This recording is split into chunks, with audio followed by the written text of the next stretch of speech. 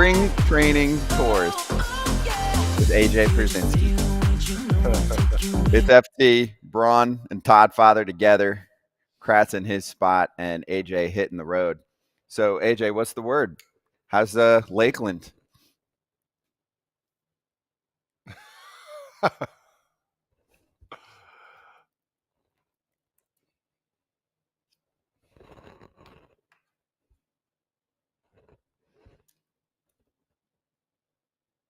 Uh-oh, we don't hear AJ yet. Do you hear him? I didn't hear Kratz either. Oh, okay. It happens. Well, we'll get to him. We'll figure it out. We'll get to him. Little tinkering. All right, you and me, baby. That's okay? fine with me. You and me. All right, so we are at Tigers camp today, though. Hello to everyone. We'll get AJ and Kratz involved in just a sec, but should we charge the damn mound? Let's charge it, man. Might as well. We got moves to get to, and then we got people to talk to coming up. No, not yet. Okay, cool. But we're going to talk to AJ Hinch today. We're going to talk to Tarek Skubal. We're going to talk to Riley Green coming up, the big boys out in Detroit. So stay tuned on that front. So we'll talk about those guys coming up in just a sec. All right, so let's get to some deals. Let's start with Kiké Hernandez back with the Dodgers. That's his spot. That is. Remember last year when he got dealt back there? You could see how excited he was. You could see like he was back. He felt like he was a different dude. You know,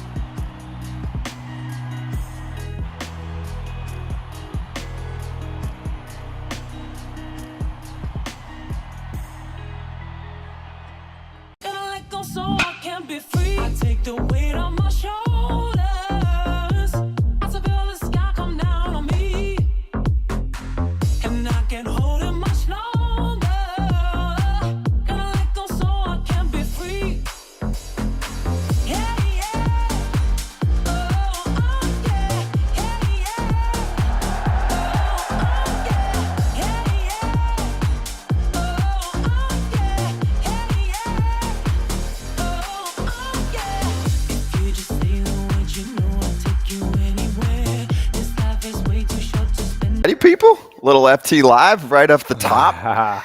AJ, you got us? Oh, I gotta differentiate. Pierzynski, you got us? You got to be careful because there's two of us sitting next to each other. You know what's I better gotta than be careful. one AJ is two AJs. That's right. This is the best way to start off a show. All right, so it's FT Live. It's Braun and Todd Father together. Kratz is there.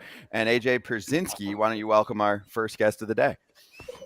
He is the manager of the Lakeland Flying Tigers here in Tiger Town. That's right. AJ Hinch, he's a former World Series champion manager, and now he's in Tiger Town trying to get the boys ready to win the AL Central. I am. Love that, man. So how's that going? AJ, how you doing, man? Great to see you. How's camp so far? You got to be a little. You got to like call me something else because we're gonna be like, wait, damn which it. one? It'd Okay. be way easier if you were here, but there's only one of you here. So what do you want? Like, if I want a whole travel group. But I mean, what do you want for a name? Like, can I just say Hinch then? No, that's disrespectful. How about Skip? That's disrespectful. All right, Skip. There you go. Skip. How's camp? And a lot of fans already in our chat here. Like, how's the first Miggy-less Tigers camp in a very long time? Yeah, no, I mean, it's different without Miggy. I mean, Miggy's been here for decades. And so he was the life of spring for so many Tiger fans and the players, even our young kids that are here. I mean, they've known nothing different, other than Miggy. So we're still hoping he makes an appearance here. He's got a huge place in our franchise. But some guys are growing up. They're having to take on some of those responsibilities, whether it's the fun-loving side or the super serious side. As a team matures and Miggy goes into retirement, we're starting to see sort of some younger guys blossom into those leaders and presence in the clubhouse. You talk about some of the younger guys, and you're talking about what the difference is right now in camp. Let me ask you this. What is the mindset? And, you had that first conversation with the squad the other day when spring started. You had the whole group there. What's the goal and the mindset you want to get across to at least these young players and the new team that you got going on right now in spring? Yeah, so we like where we're headed. We like the finish that we had. We like the fact that we won every season series against our division last year. Nice little flurry at the end, I think 19-10 to get into second place, which gets you nothing until you're in the playoffs. And so there's been a little bit of buzz that we're trending in the right direction. I love it. And I hear our players talking about winning. I think our players talking about the division. All that's cool. We just have to go out and do the work. So the tone that I'm trying to set with these guys is, hey, you can talk about it all you want, but you got to pave a way and do your part to add to it. And so we're doing a ton of work. We like where we're headed, but you got to win your first game before you start talking like, you're going to win a division or that you're going to factor in. Like, we haven't had a winning April in my time here. So kind of what you guys would probably expect, like, I'm trying to get them super focused on what we have to do today, and then we'll get to the games here in April.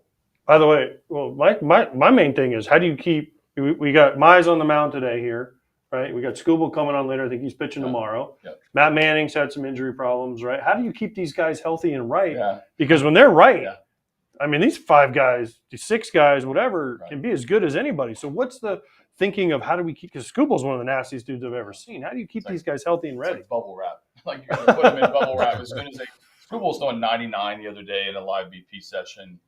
Was pretty competitive with the boys. Riley Green, we had him order a red jersey, the quarterback jersey, the non-contact. No contact. He's playing the outfield today, He's playing outfield today, so that'll be huge. But we do need to get to the finish line of spring as healthy. Now, we're entering camp as healthy as we've been.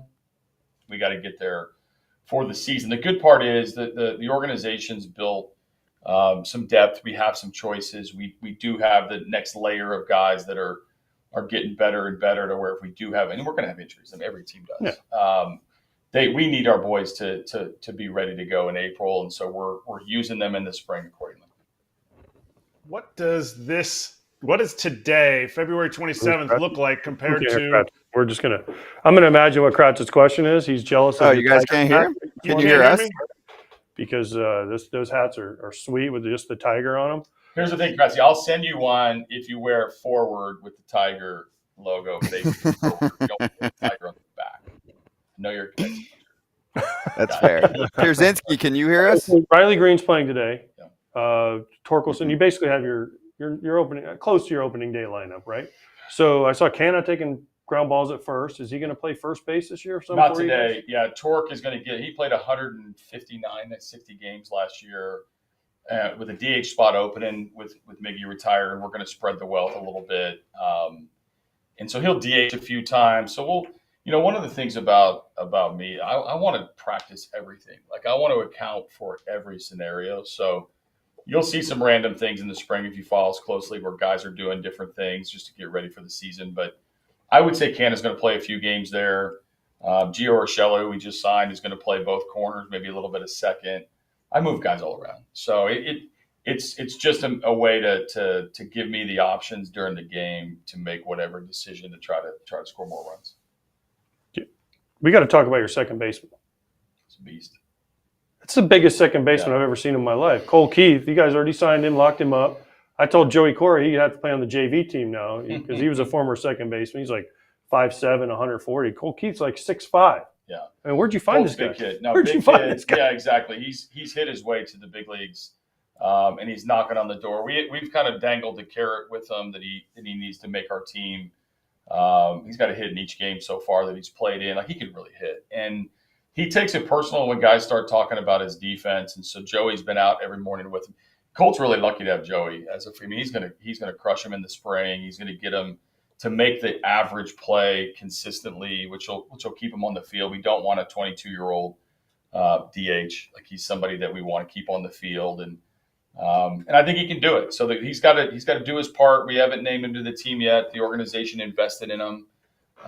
He invested in his future, and he should be calm this spring because of that security. And we hope that allows him to maybe transition to the big leagues faster with the bat and not put so much pressure on himself and just fit in like the rest of them. He doesn't have to carry us, but he's carried every team that he's played on. And he's got some guys like Riley and Torque and Carp and guys that have broken in with similar fanfare. And for him, he's just got to lean on those guys. Okay, so who's your closer?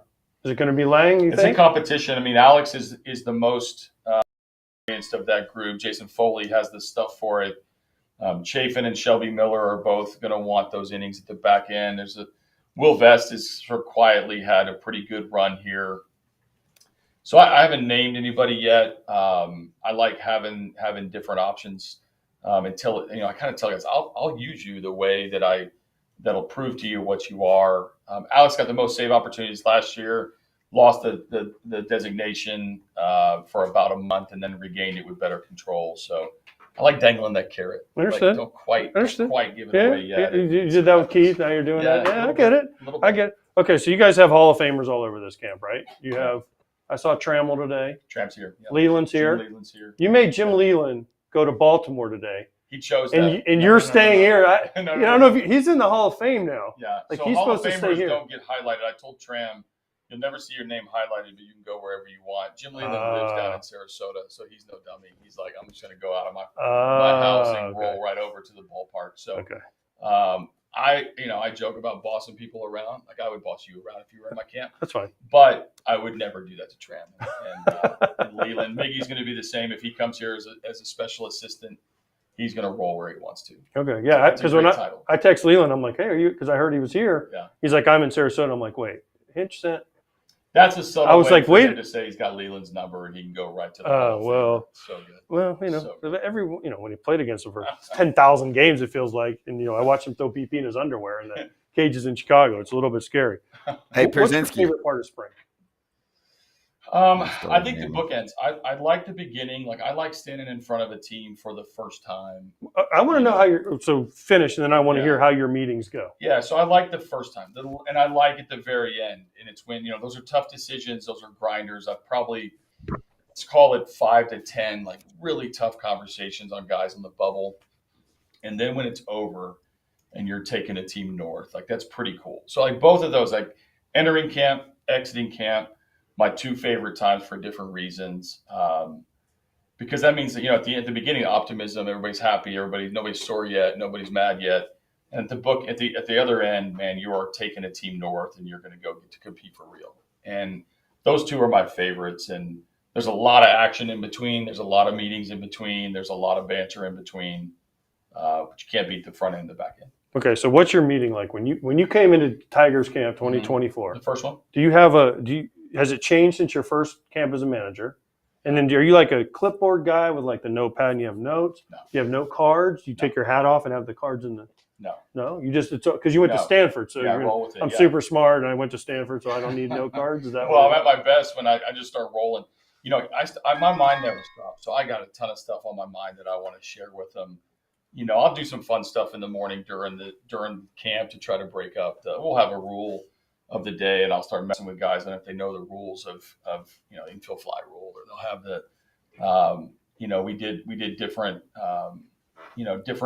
different ways the game will kind of lead you to need to know more about it. So but the first meeting overall, I don't tell any first year managers, it's like, get your point across and get them on the field. Like, they don't really want to hear 75 people get introduced and then some lecture. But you do every day as a manager want to give them something to think about the rest of the day. And at the beginning of camp, it's about the message for the camp. But every single day, if you can drop a little nugget in there, something simple like a play that happens in the game, or you can highlight something or poke fun at somebody or lighten the mood a little bit, it starts the day off pretty well.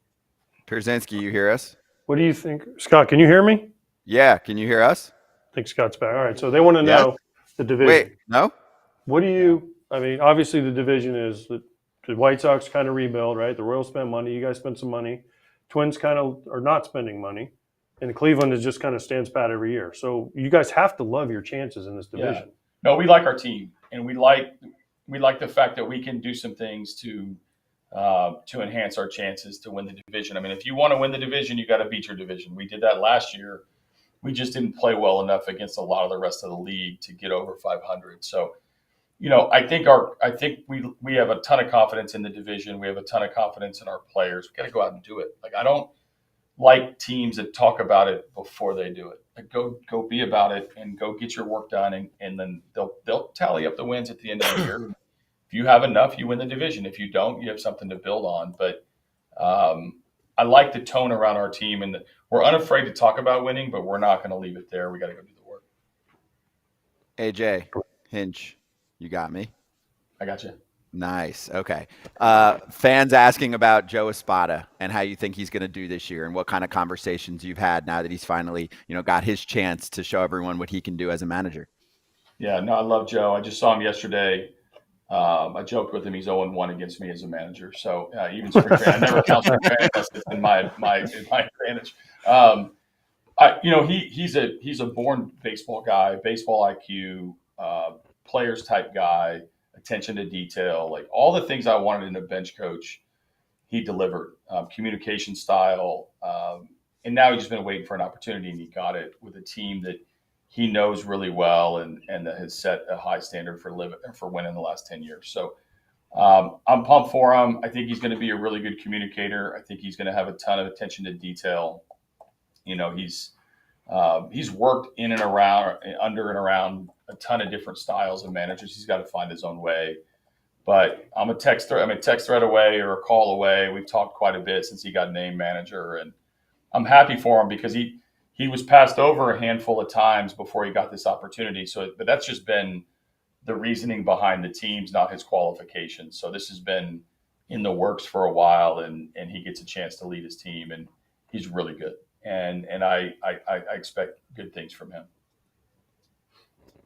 I don't need that hat. I don't need that hat if you're going to make me wear it forward. And if I was in your camp, you wouldn't boss me around. I just want to make sure that's. Now, wait a minute. So you were in my camp and you were on my team. And I remember you not being quite so bold about those terms when I actually controlled your playing time. Now that I control your playing time, you are definitely tougher now than you were a few years ago. Way tougher. I'm a paper tiger for sure. Hey, do you remember when he tripped? Oh yeah. When Kratz tripped? Yeah. Yeah, he got paid for it. Yeah, that's like the #1 video on TikTok of him falling down his face on opening day. Yeah. No, I mean, I probably would have contributed that. If I didn't contribute to it, I should have. But. Okay, so I have to ask you before we let you go. spring training the other day, the Yankees played someone. Maybe it was here. It was 22-10 or something. Yeah. Like, as a manager, how do you sit through those games? Like, because I have this. People are like, hey, they ask me, you want to manage? I'm like, I just don't know how you sit through a spring training game. It's the ninth inning. You got all number 98s, and I know they're prospects, and you want to see them. But there's times you got to look at like your bench coach and be like, what are we doing here? It's a good day for George to learn how to manage. Those are crazy days in spring training. It usually happens in Arizona spring training. You don't get a lot of that in Although it blows out every day here. It does, but they're big parks. It's not as dramatic. But man, they came in and we played a 4-hour spring training game with a clock, which was unheard of.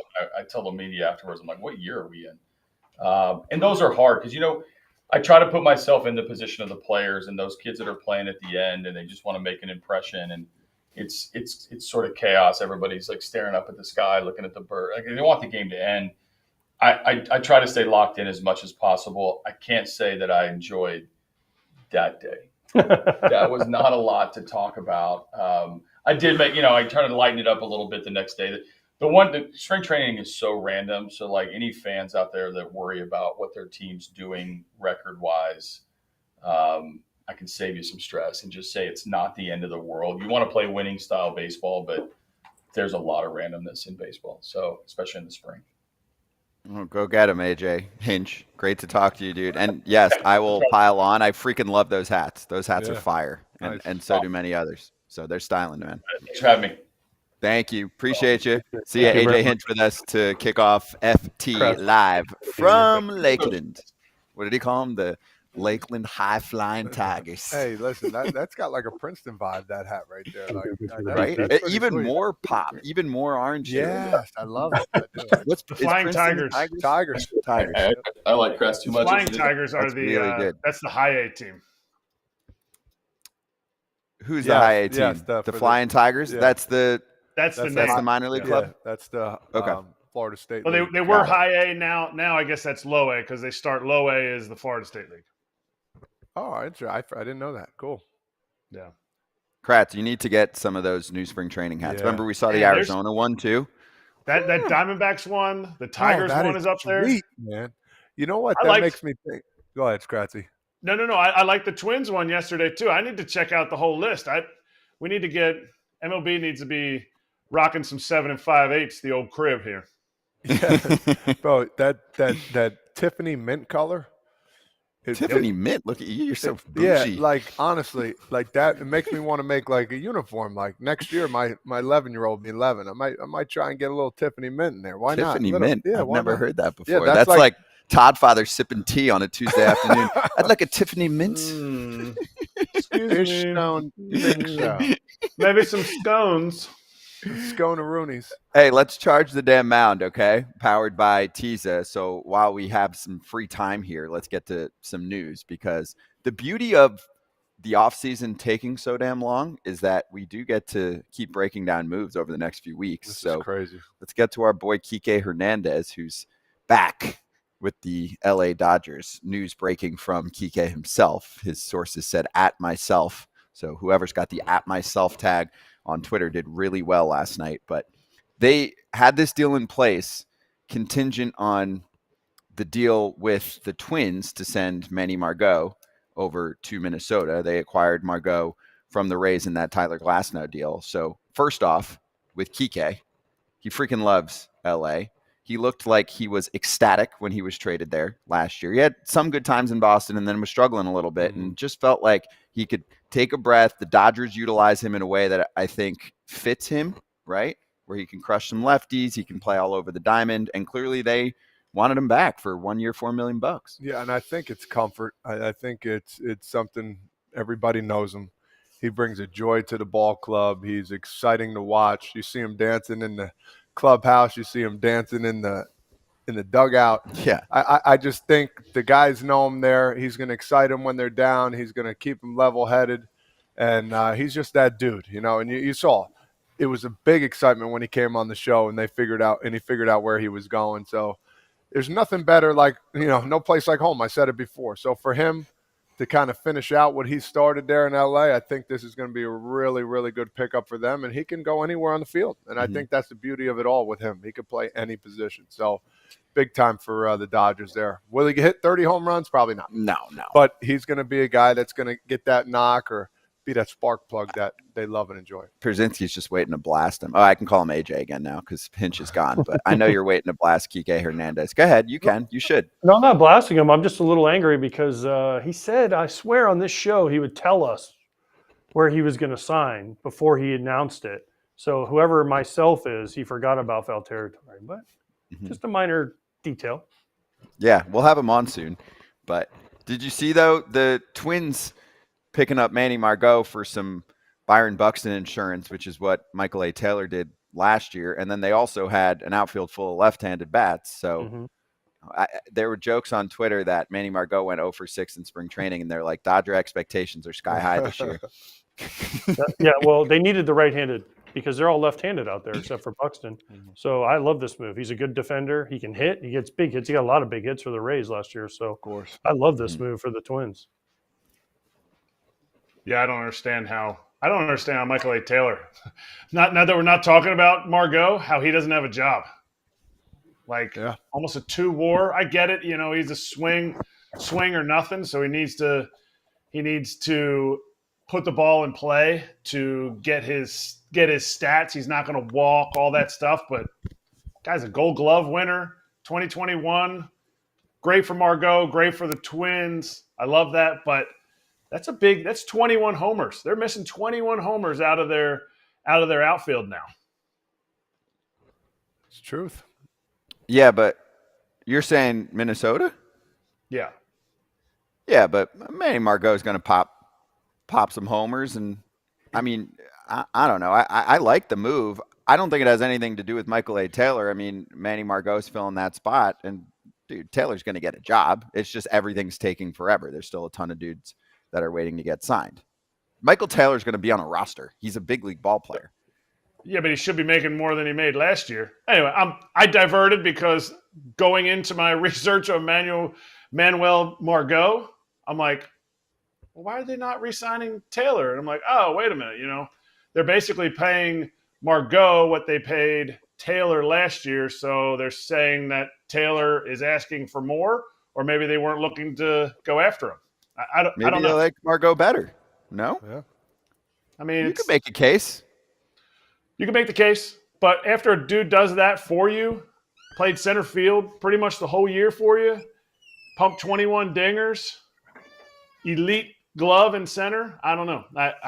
And this is nothing against Margot. It's like, hey, you had a great year.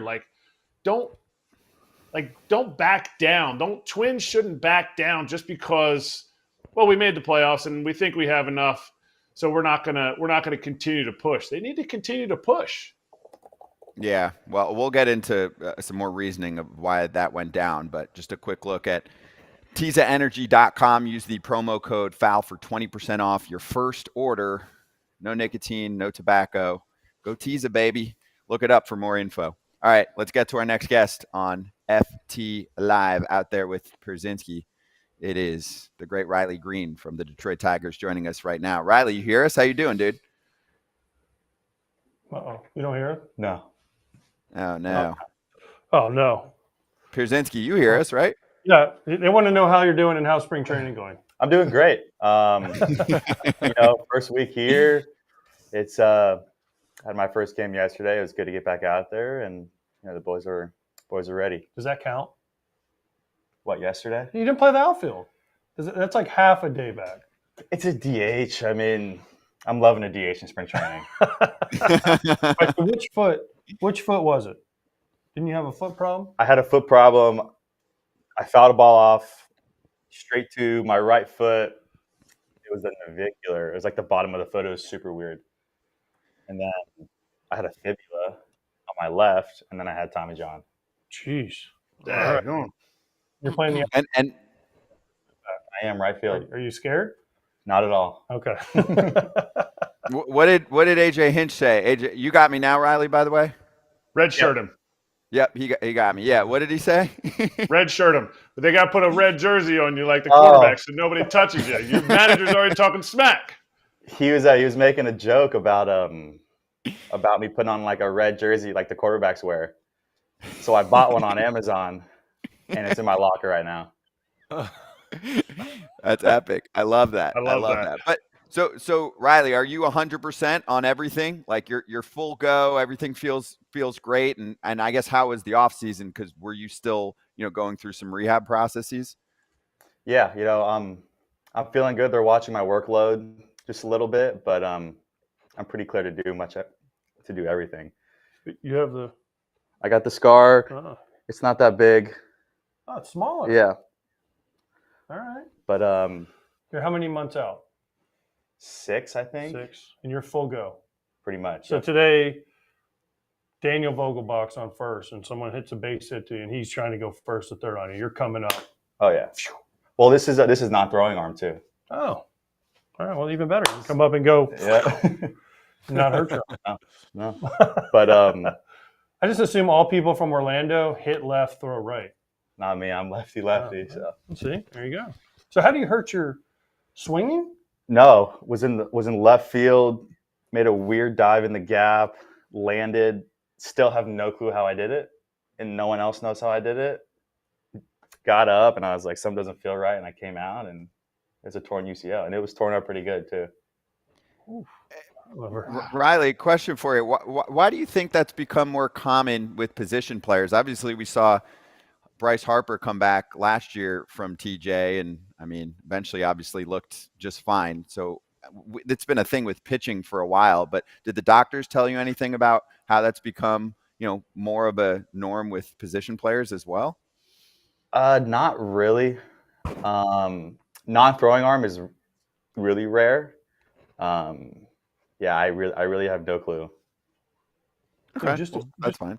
I'm amazed by this because I've never heard anyone doing that. Yeah, Like I would understand if you like got a swing, and you like took an awkward swing like a lefty threw you a slider, and you like got way out in front or something. Landed super weird. And Which field? It was in Chicago against the White Sox. Damn White Sox! Shocker. They sabotage everybody. But landed weird, and like my arm like jolted, and it did not feel good. All right, let's get to the fun stuff. Can we get to the fun stuff? Yeah. Riley, ready for some non-injury shit? So is Tarek Skubal a sneaky Cy Young candidate? Who? Tarek Skubal? Oh yeah, he's gross. I face him in lives. First lefty coming back from Tommy John, and I was stepping out a little bit because he was throwing fuel. Dude, there's nothing like facing live pitching when you Skubal? haven't seen much of it. I mean, what was he throwing, 99 from what I heard? I mean, Jesus. What is going into the spring training like for you now? Forget about the injury. Talk to us about your mindset and what some goals that you got going into spring training here for our upcoming year. Came in wanting to be healthy, and I did. I want to leave healthy too. Going to do all my stuff that I can to make sure that happens, and just trying to get as many ABs as possible. How many lives did you see this spring? How many live at bats? And did you take anybody deep? And if you didn't, who did you want to take deep on your team? Like, who would you love to talk smack to that you didn't take deep?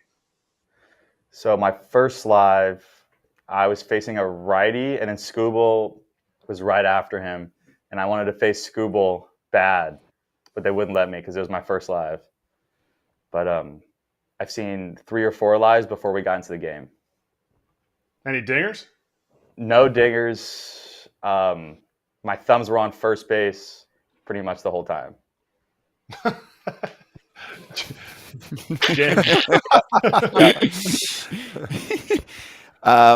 Can you evaluate the Tigers offseason? Tell me about some of your new friends. Yeah, we got some really good pickups. Jack, Kenta, we just signed Gio. They bring in guys. First of all, they're great guys, great teammates, but they're also really good players. But we're going to be pretty good this year, so I'm excited for it. How good? We're gonna win the division good? That's our goal, and we think we got a really, really good shot at. Who's the leader? Who's going to step up to be the leader now that, Miggy was a different kind of leader? AJ kind of hit on it a little bit. There's different guys stepping up in different roles. Funny guy that needs to step on people's throats when it needs it. Serious guys. Who's the leader of this team now? I mean, we got Javi, smart player. He won a World Series. He's been there and he's done it. So he's got that experience. But we got a lot of young guys too. And, me, Torque, Kerry Carpenter. So, just trying to, when guys come up, just mentor them as much as possible and, try to get things done. When I talked to the other AJ earlier, your skipper, Mm-hmm. he mentioned Javi, saying Javi's moved into Miggy's locker and kind of taken over that role a little bit, right, of being the leader. But then he mentioned the young guys, like Torque, you, and Carpenter, the three guys you named. So what are you doing personally to try to – are you going to be the vocal guy? Are you going to be the yeller? Are you going to be the pat on the back person? Are you going to be the funny guy? I'm going to try to lead by example and maybe the funny guy. People don't say I'm funny, but I think I'm funny.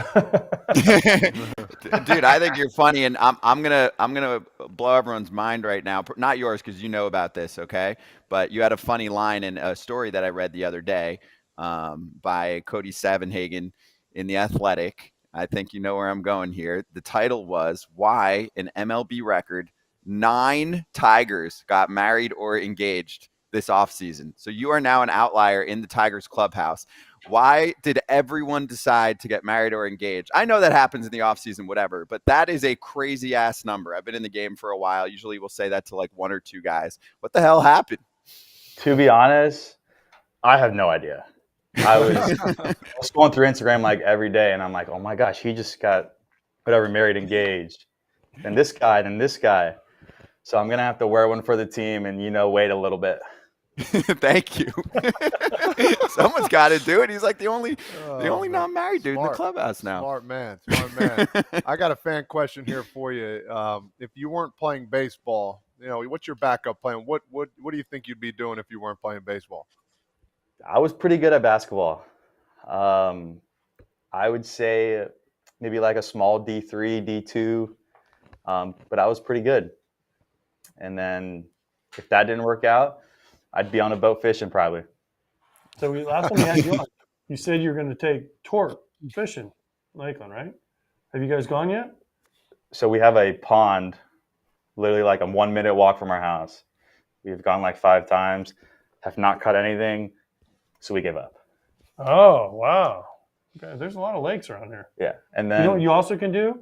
Because you're a major league player, you can hire a guide and he'll take you out and show you where all the fish are. There ain't no shame in that, trust me. Because I know how to fish and I don't want to like pay someone to do it for me. So, but you don't know these lakes and ponds, right? You're right. No. So I guarantee you, there's a guy in Lakeland. Oh yeah. They might even take you for free. I don't know. I know if the PR department of the Tigers, puts it on Instagram, Riley Green, Spencer Torkelson looking for a fishing guide, you might have a lot of DMs coming in. I'm trying to get AJ out there. He told me he would come and he'd go saltwater fishing. I think he's too scared to. Yeah, but then you got to take a bus ride to like Clearwater or Tampa. You don't want to put your gray pants on. During the off season, though. Oh, during the off season. Okay. All right. Riley, question for you. What would you say is one of the organizational IDs of the Tigers? So the Cleveland Guardians are the contact kings, right? And then you've got the Minnesota Twins, who are more like patience and power. So how would you describe the Tigers right now, either externally or some things that you feel like are preached internally that make the Tigers organization unique these days? We do the little things right. All the coaches really harp on it. And the team chemistry is incredible. The clubhouse is always up and going. Boys are staying hours just to chop it up. We go to team dinners all the time. So I think the team chemistry is. Where do you go in Lakeland? Oh, there's not much. Buffalo Wild Wings. Hooters right up Maybe there. Hooters. Yeah, there's the Hooters right there. We go to Longhorns a lot. You know, we love Yes. the steak there, and it's cheap. But there's not much around here. I mean, there's a Cracker Barrel. There is. There's a mall not far from here either. Yeah, Pierzynski can be your tour guide. He knows. You need to take the boys back to Orlando and show them around and be like, That's a little too far with that I-4 traffic. oh, yeah. Yeah, yeah. It's more than I can check. Riley, how does? Oh, go ahead, Kratzy. You got one? No, yeah, I was just going to say, like, you're still 23 years old. Dudes come into big league camp for the first time. How do you connect with those guys? How do you connect with guys who are like, they're older than you, they still haven't played in the big leagues, and you're like, wait a minute, this guy's going to help our team? Like, how is that connection where you're sitting there, you know, you're a big league vet essentially now in this team, and yet you're bringing guys in for the first time in the big league camp that are older than you? I try not to think about it too much. There's a lot of things that go on, you know, in spring training and even in the big leagues that people don't really know. So you just try to mentor them through it, and they know you've been through it. They know you've been there. So I think they get it. So you just try to help them out whenever you can. Riley, how's Javi Baez looking? I know, you know, he spoke early in spring training about how the back's been bothering him for a couple years, and, you know, he feels like he's not who he should be. Do you think that there is a resurrection here from your teammate this year at the plate? I mean, the defense is still elite, obviously, but he's been, you know, vocal about being disappointed in how he swung the bat. You lost him, right? No, I got him. Oh, you got him? I lost him. He's looking pretty good. His BP is elite. You know, even the swings in the games, he might not get a hit, but he's spitting on pitches, you know, having good ABs. So he's looking good. And he's one of the best teammates I've ever had. You know how many times I've heard that Great from dude. people? Everyone today said the same thing. And when he was on other teams, Yeah. We had Mets guys when he was with the Mets. They're like, this guy's unbelievable. Cubs guys, so awesome to hear. I love hearing those stories. Yeah. Riley, one more. We're getting deep here on on some strategy, on some approach. So Patrick in the chat said your pull percentage went up last year. Is that something you're trying to do more often, or anything else you've got going on right now in terms of approach this year and just the evolution of your hitting? Obviously, you know, you've only been in the league for a couple of years. I think it's because I'm staying on the breaking balls more. Because my approach is to hit the heater center field to left center in the air. And if I'm doing that, I'll naturally stay on the off speed and I'll pull it just naturally. So I think being on the slider curveball really helped me. Nice. Okay. Well, Riley, we appreciate the time, dude. Great to see you. Enjoy Lakeland. Get all of the tips that you can from Pierzynski on where to go. And good luck this season, man. Thank you, guys. Thank you. Riley Green with us from Lakeland. So we'll go back to Tigers camp in just a few minutes. We'll talk to Tarek Skugel, who's going to join us. So back on FT for a few minutes and just going over some of the moves that went down. So we covered, you know, what the Dodgers are doing. I do want to swing back just for a second to the Twins while we have a moment, Kratz, and dive into it with you if you'd like. So here's my overarching theme. You have players that were making a certain salary last year that performed better than the year before and are going to make less just because of the market. That's, I think, what you're referring to. No? Yeah, no, that's exactly what I'm referring to. But also, like, I don't like that. I don't like when you, especially Todd can attest to this. You go the whole off season, you know, you have a bad year the year before. You go the whole off season. Maybe you change something. Maybe you change your diet, your workout, whatever, and you come out and you have a year like Michael A. Taylor had. And I get it. We can dissect numbers and everything. He had a really good year to go with his elite defense, and the team doesn't bring him back. The team that he helped man a primary position for the majority of the season go to the playoffs, 20-plus pumps, essentially, an average OPS plus, and they don't bring them back. Like, to me, that's not the essence of what you want to build a team around. You went around, you had a big workaround to be able to get a player that, I get it, Manuel Margot he's the same essential value player. You're getting some here, you're losing some there, but to me, why not bring this guy back? Yeah, it makes. Maybe because they don't think he'll do it. Yeah, go ahead, AJ. Maybe because they don't think he'll do it again. Manny Margot's done it for a few years in a row. Maybe that's Michael A. Taylor before this hadn't done it. I mean, that's got to be the reason. I think there's a cost analysis that's in play, right? That's my issue. The Dodgers cost are picking analysis. up some of the money. Yeah, the Dodgers are picking up some of the money. The bat, can you make a case that the bat for someone like Margot could have similarities to Taylor? Taylor's going to do more of like your hit or miss, kind of all or nothing pop or a strikeout situation. No? Yeah, I mean, you can. I get it. If you want to take the OPS plus, that's what we're taking. That's why we have the OPS plus. Yes, I get it. He's not going to hit as much for power. His on base is going to be higher. They're going to steal the same amount of bases. I think Taylor probably plays. Taylor's a legitimate. You have a Gold Glove in center field within the last 2 seasons. That is hard. You anything up the middle. You have to, if there's like, we think he's going to do this more with the bat. Like, are they getting Manuel Margot because he's going to strike out less? The Twins don't care about striking out. To me, it's all a money thing, and I don't like it. Yeah, if that's the case, I agree with you 100%, Eric. Yeah. But it always comes down to that catch, baby. They're going to say, the 278 on base. Like, that's a very low number, and they're sick of Pierzynski making a ton of money off the strikeout totals whenever the Twins are playing. So maybe they are. Whoa. I'm all about that life. Them and the Giants. But no, I get what you're saying. I think another great example right now is someone we've brought up a couple times, but I don't think we've talked about enough, is Tommy Pham is available on the free agent market. Okay. Mm-hmm. He had a 110 or 111 OPS plus this past season and was an absolute playoff monster. I mean, he was hitting in the 3-hole in the CS, and then in the World Series, he had the big ass performance. I mean, he was great. He was clutch, and he made $6 million last year. Do we think that he's over or under when he ends up signing for this season? The year before, he was coming off an 89 OPS plus. It was just all around in every way a worse year for him. I mean, this is a guy who, in my mind, in a normal year, probably would be at least in the 10 to 12 mil range. Anyone think he's getting that?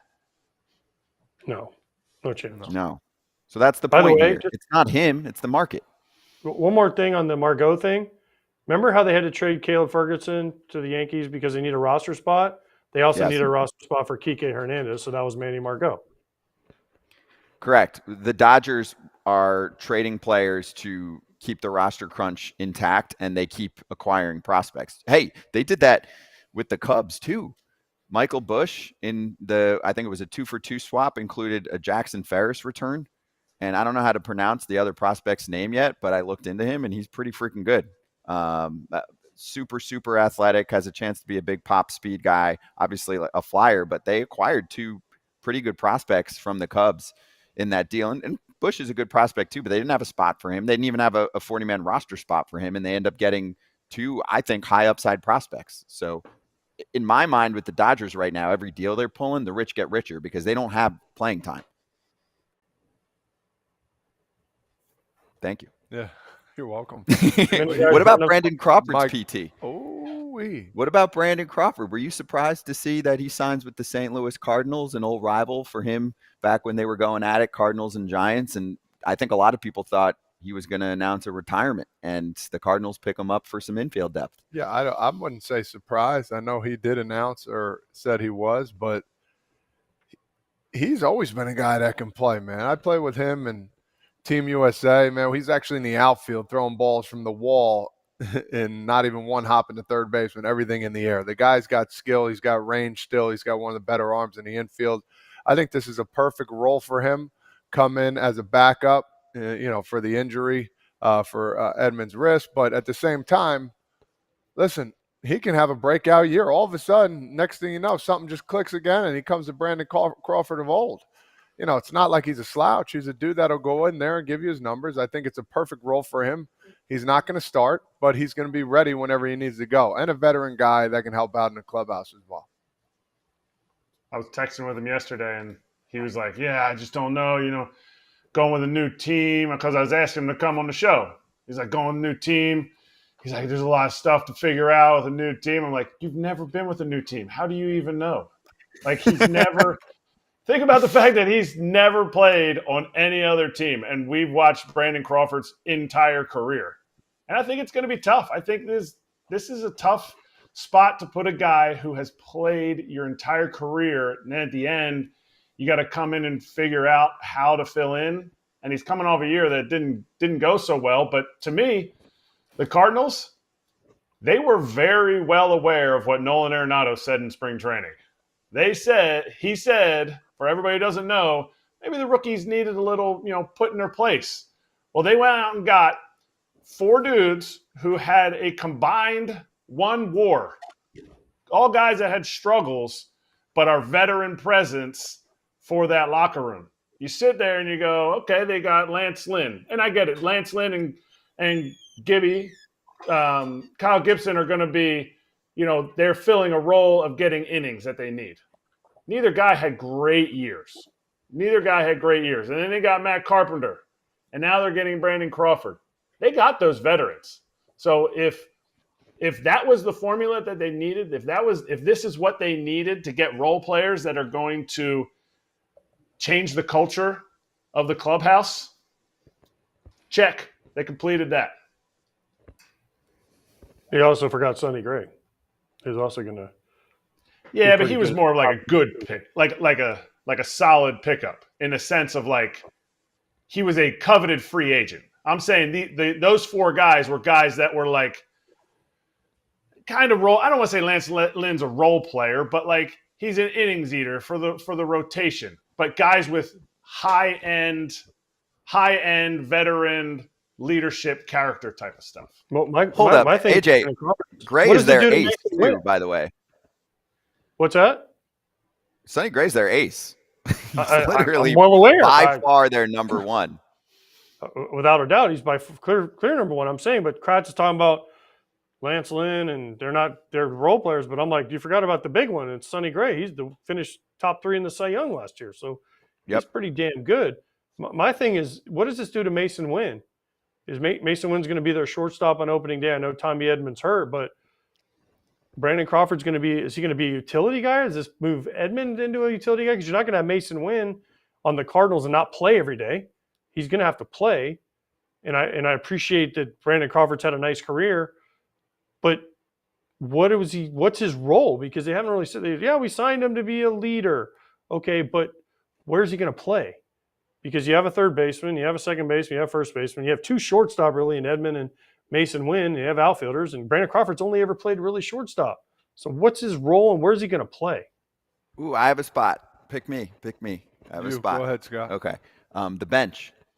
In a perfect world, he's not playing much. I'm saying that for the Cardinals in a positive light. They hope that Mason Wynn is a freaking stud this year. He's got one of the sickest throwing arms from the shortstop position. I think he'll hit.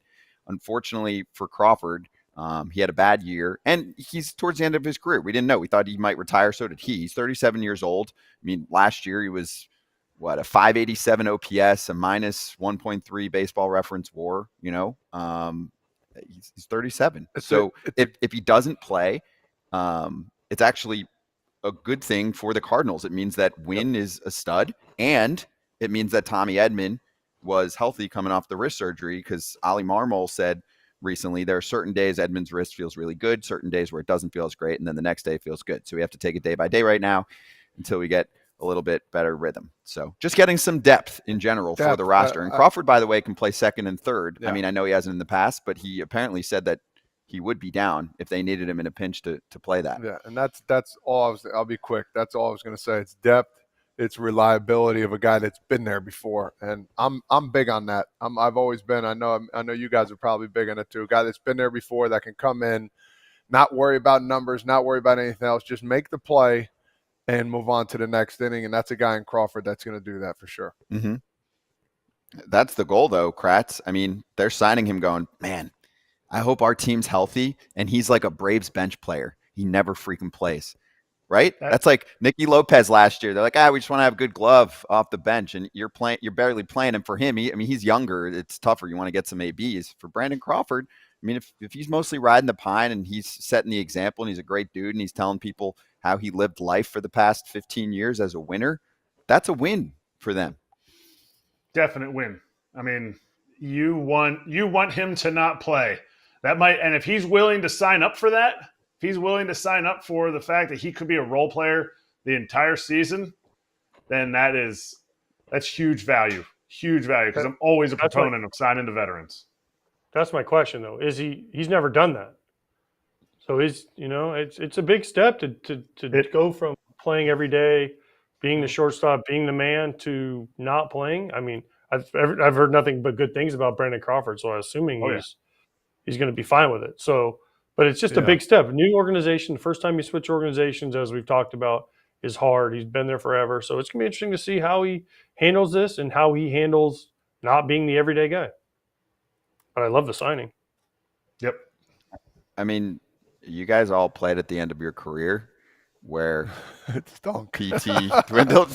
Give me the real talk. Like, listen, I don't want the, hey, I'm the dude in the clubhouse after, hey, Todd, how is it at the end of your career with Pittsburgh, whatever. Like, give me the after that, you're on the way home, you're talking to fam or wifey or any of that. It kind of happened a little bit with the Mets at the end there. I was just like, all right, well, is this how I'm going to end my career? But then, I mean, Crawford didn't go through what I went through because I was grinding to find another team. He said he was going to retire. So find another, hey, guess what, hon? Team just called. They want me to play. I'm just going to give it a try. So I think he's going to be comfortable with it. I think he's going to be fine. But for me, when I find a team, I'm like, now I'm battling to get a spot again. They always say, the veteran guys, when you're younger, you'll go through what we're going through one day. It's like, yeah, all right. And then eventually you do. It's like I'm battling. Had a really good spring training. Still didn't make the team. Finally got the call. And they gave me this contract that said, well, if you're, you'll make the money, but if you're not on I forget what it's called, but if you're not, after like 40-something days, if you're not on the team, we still don't have to pay the full amount. So they gave me the whole kit and caboodle, which wasn't fun either. And then they released me like 19 or 20 days later. But there was gold or silver at the end of the tunnel. I ended up making the Olympics. So it worked out well. But at that time, it was absolutely miserable. Ego check situation, stuff like that. I mean, you two on the other side here are like opposites on this case, right? Kratz, like you know what it was like on the big league roster to chill and just thrive when your name is called. And I mean, for AJ, you're starting freaking every game, except for Sundays or whatever. But then end of the career, you go through what most dudes go through. It's called age. Dude, I had a great time with the Cardinals in 2014. I went over there. Yachty came back. I didn't play for a month. I'm like, this is the life, man. I could do this all the time. This is perfect. Me and Lance Lynn went and had beers, hung out, made fun of everybody on the bench about how easy baseball was. It was great. Some people complain, though, right? You've heard this publicly and a lot privately from players that will say, well, I'm not playing that much. How am I going to get consistent ABs and stay in a flow? I'm not going to perform well that way. Exhibit A. Louder. You complained or you didn't complain? complain? No, didn't play well. It is hard. I always have a theory, and nobody will ever be able to test it because you never want to put a superstar in their prime in a bench role. But you would not see the numbers if you don't play every day. And so at the end of guys' careers, how are you adding value to the team? I joke about it all the time, but it's a 100% serious. That's how I've added value the whole parts of 11 seasons that I was in the big leagues. Like, it's where do you add that value? How do you come to the park and stop other people from complaining, or do you complain? And what AJ said about not playing for months, sitting behind Yachty or Molina, I heard the same thing from Matt Wieters when he sat behind Yachty or Molina. He was like, I had to call some of the backup catchers that I played with and apologize to him. Like, this sucked. But he's like, I learned a new value in relationships, like AJ said. And that kind of stuff adds value to a team. People don't always see it, but I promise it adds value. I like it. So they're bringing in some good vets there. All right, we're ready to go with our next dude on FT Live joining us right now, Erik Kratz. You got us, Erik? Yep, I got you guys. All right, perfect. How you doing, man? How's camp? I'm good. Body feels good. Camp just started, so it's exciting. But if I could keep this thing in my ear, that'd be much better. Dude, you're a You got the little generic earpiece. like you're a freaking monster. He walked in and I was like, damn. I think I need. What are the measurables? What do we got? What do we got for height and weight when you checked into camp? 6'3", 255. There we go. Dude. The measurable was 99 the other day, by the way, from the left 99. Yeah. side. Riley said he was scared to get in there against you. No, that's a lie. That's what he said. But he said they wouldn't let him, though.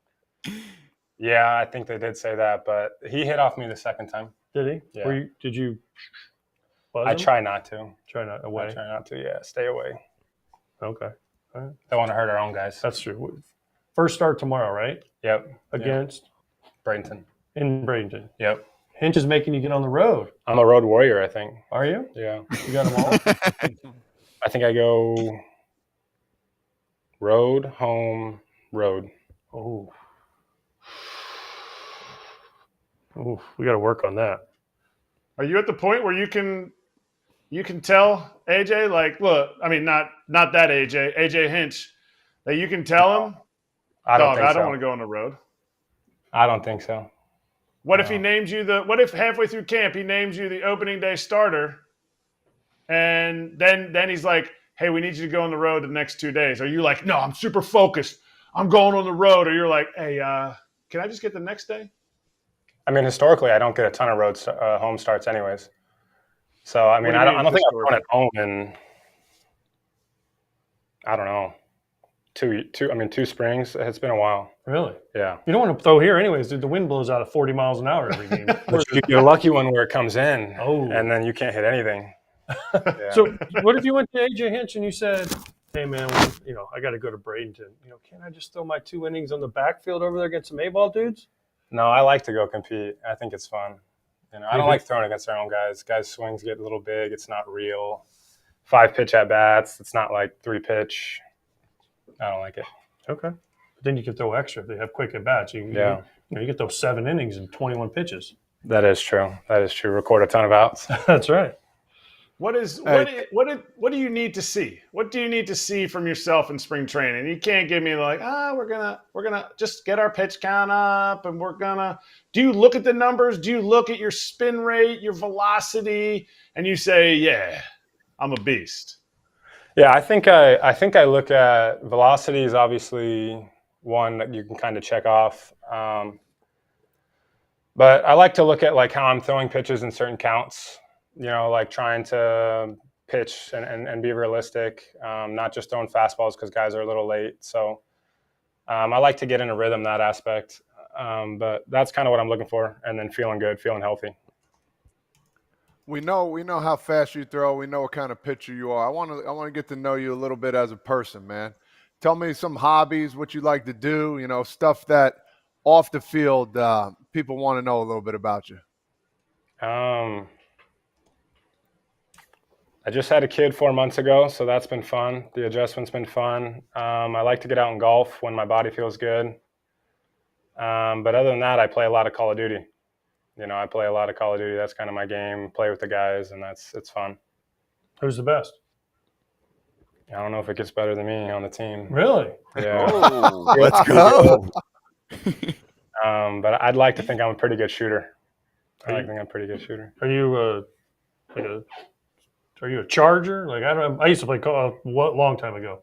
Yeah. Like it's like guys that like charge and fight, or you like? Yeah, we're fighting. We're fighting. Yeah. We're gonna fight until we die, and then we're gonna die and be like, we probably shouldn't have fought. And then, but it's fun. It's a ton of fun. Hey, right. Erik, go ahead, AJ. No, I was going to ask him can he give out his name on there, because a lot of people out there would like Hey, I'm playing with Tarek Skubal, and I just killed him. I don't know if my language is approved. There's a lot of It is on some this bad show. words that get flown around, so I try to. I'm gonna keep that private. I don't need people knowing that when they hear, they have death comms, so I don't need the F word knowing that was me. All that kind of stuff. That's fair. Understood. If you ever want to air it out, we got you here because we don't have the FCC rules since we're on YouTube and all that. So, Tarek, how's the vibe in Detroit with sports right now because of the success of the Lions? I know they didn't go the distance, and we can criticize what happened in the game. But I mean, do you feel like there's about to be a resurrection here with Detroit sports? I'm not talking about the Pistons either, but with the Tigers and the Lions And the Red Wings. Red Wings are doing and the it. Red Wings. True. But yeah, the Lions were a ton of fun to watch this year. I think, in one of my leagues, my fantasy football leagues, I started the whole offense. So that was a ton of fun. Just they scored a ton. And I'm not much of a Lions fan, but I am now because they won me some money. I like the Lions. The Red Wings are doing it. I think it's fun. I think it's going to be a ton of fun. You could kind of see the atmosphere that Detroit creates too when it comes to sports and good sports teams. It's a sports town, so we're excited. You mentioned your fantasy team. You Yeah. guys are playing the Blue Jays today. Do you see what they did to their? That's one of the most beautiful things I've ever seen. Okay, so did you guys have a team league? Yeah. What was the punishment? We didn't have a punishment because we figured the financial loss is a punishment enough. But I think there's going to be a lot of discussion on the next one. You don't want to copy those guys because that was beautiful, but there's got to be something. Would you do that? If they came to you, you went 4-10, and they were like Skubal 4-10, fantasy football loser. Oh, 100%. You got to do it. I'm in a league where my buddies back home, if you get last, you have to go to Waffle House or IHOP, and for every pancake eats, you get off an hour. And my brother actually got last year, didn't do the punishment, kicked him out, got a new guy in. And I'm excited to watch him too. That's going to be a ton of fun. Dude, I swear I was just going to ask about that because one of them was documented, I think, this weekend, and it went viral because the guy was like live tweeting, and he goes, I got the punishment. He's at Waffle House. There's a key number you didn't include, I think. You have to go to Waffle House because these guys might not know about it for 24 hours.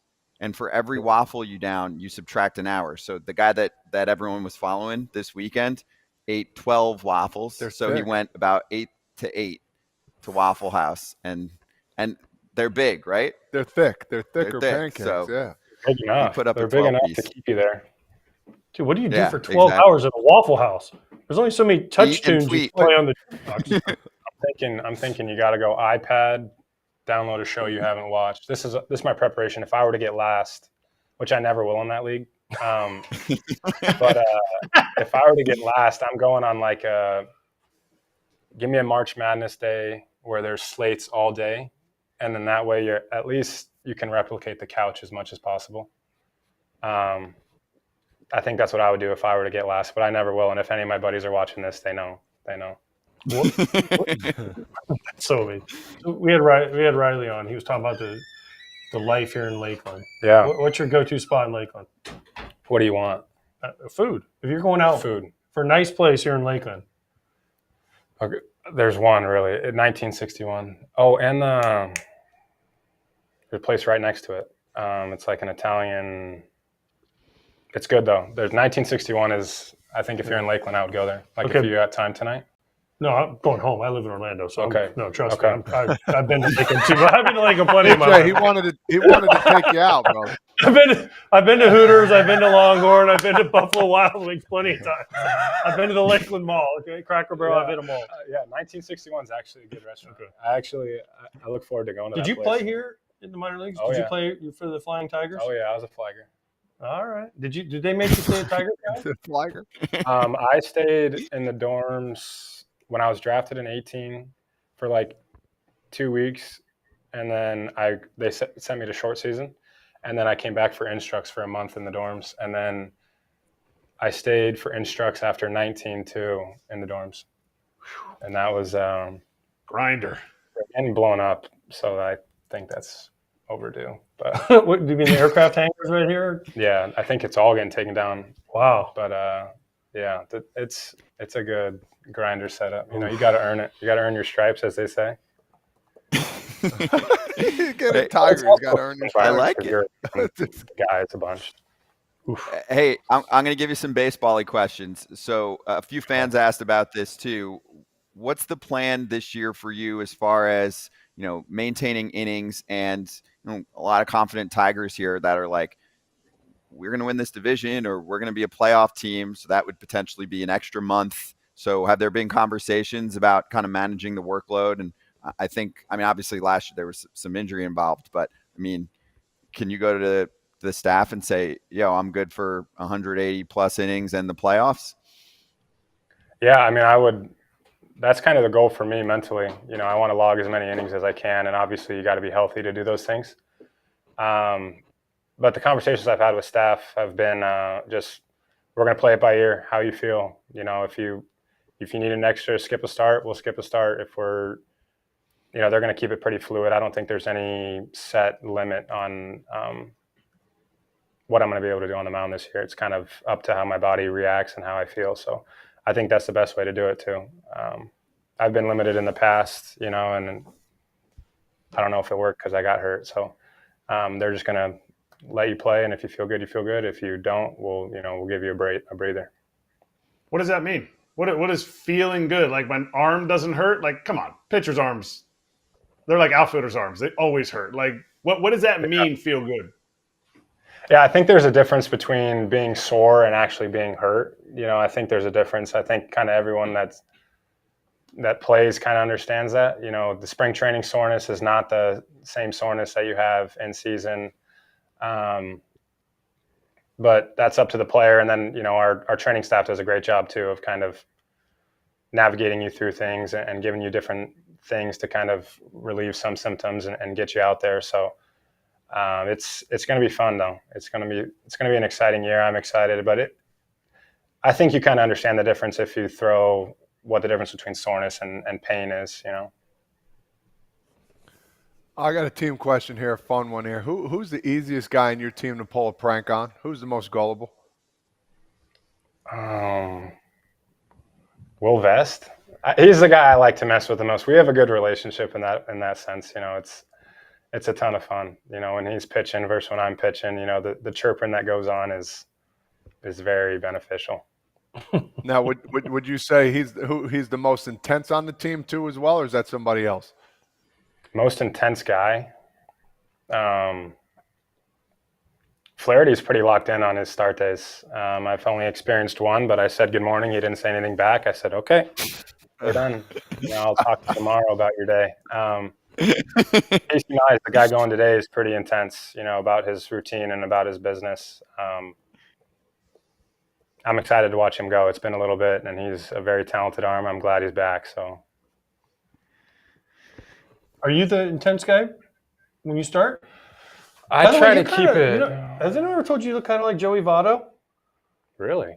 I've never got that before. From the side, it's very Joey Votto. I just had flashbacks. Okay. I try to keep it light. You know, on days of pitch, I'm intense. I like to get about, you know, compete and go out there and play, but I also have fun. You know, I think it's important to enjoy it. You know, I think that you put too much emphasis and too much focus, it like takes away from who you are as a player. And that's how I was early on in my career. I was like so focused, headphones on the whole day. And it's like mentally I'd be exhausted before the game starts. It's like, all right, let's lock in maybe a little bit later into the day. So that way your day doesn't feel, you know, 9 a.m. to 7 p.m. start. You don't need to be locked in for, at least me, I don't need to be locked in for 10 hours before the game. You know, I'm going to dial it in, but it's going to be, you know, 2 hours before the game when I start my routine. But before that, I'm going to be pretty easy, you know, crossword, messing around with the guys. Are you keep good it light. Crosswords? Dude, I thought I was good last year, and I tried one this morning, and I couldn't get anything. I tried one yesterday morning, and I couldn't get anything. Which one are you doing, though? USA Today? And you couldn't get any? Well, I could get like bottom left, bottom right, but there's no – I'm like, dude, they must have upped the difficulty on these things. I don't know. I used to be able to do most of it by myself, maybe get stuck on one where you kind of have three guesses, but you can't get – are you good at them? I You just sound really good at yeah. You sound like you know what you're talking about. But when like you have one guest down, but it also impacts the couple across, and you don't want to write that one in because you don't know the other two. That's where I'll get stuck. But today, dude, they get harder as a baby. week. yeah. So like today's only Tuesday, so by Friday, dude, Mondays was harder than Tuesday. Yeah, I sat down and I'm drinking my coffee, eating breakfast. I have my pen. I start my crossword. See, that's your first mistake. Start with pencil. Because then you can well, if I mess up, I just trash it, get a new one. But yeah, I don't know. Maybe my brain's not working right because I took an off season off. It's like a baseball thing for me. It's like sunflower seeds. I don't chew sunflower seeds unless I'm in season. Just like I don't do crosswords unless I'm in season. The baby did it. Yep. They're way too hard. Did you The baby took the brain cells away. Okay, what did he say? He said the baby took your brain cells away. Yeah, maybe that's what. You know what? When in doubt, blame it on the kid. If you're tired, the kid didn't sleep. If you can't go out, the kid's tired. I like that.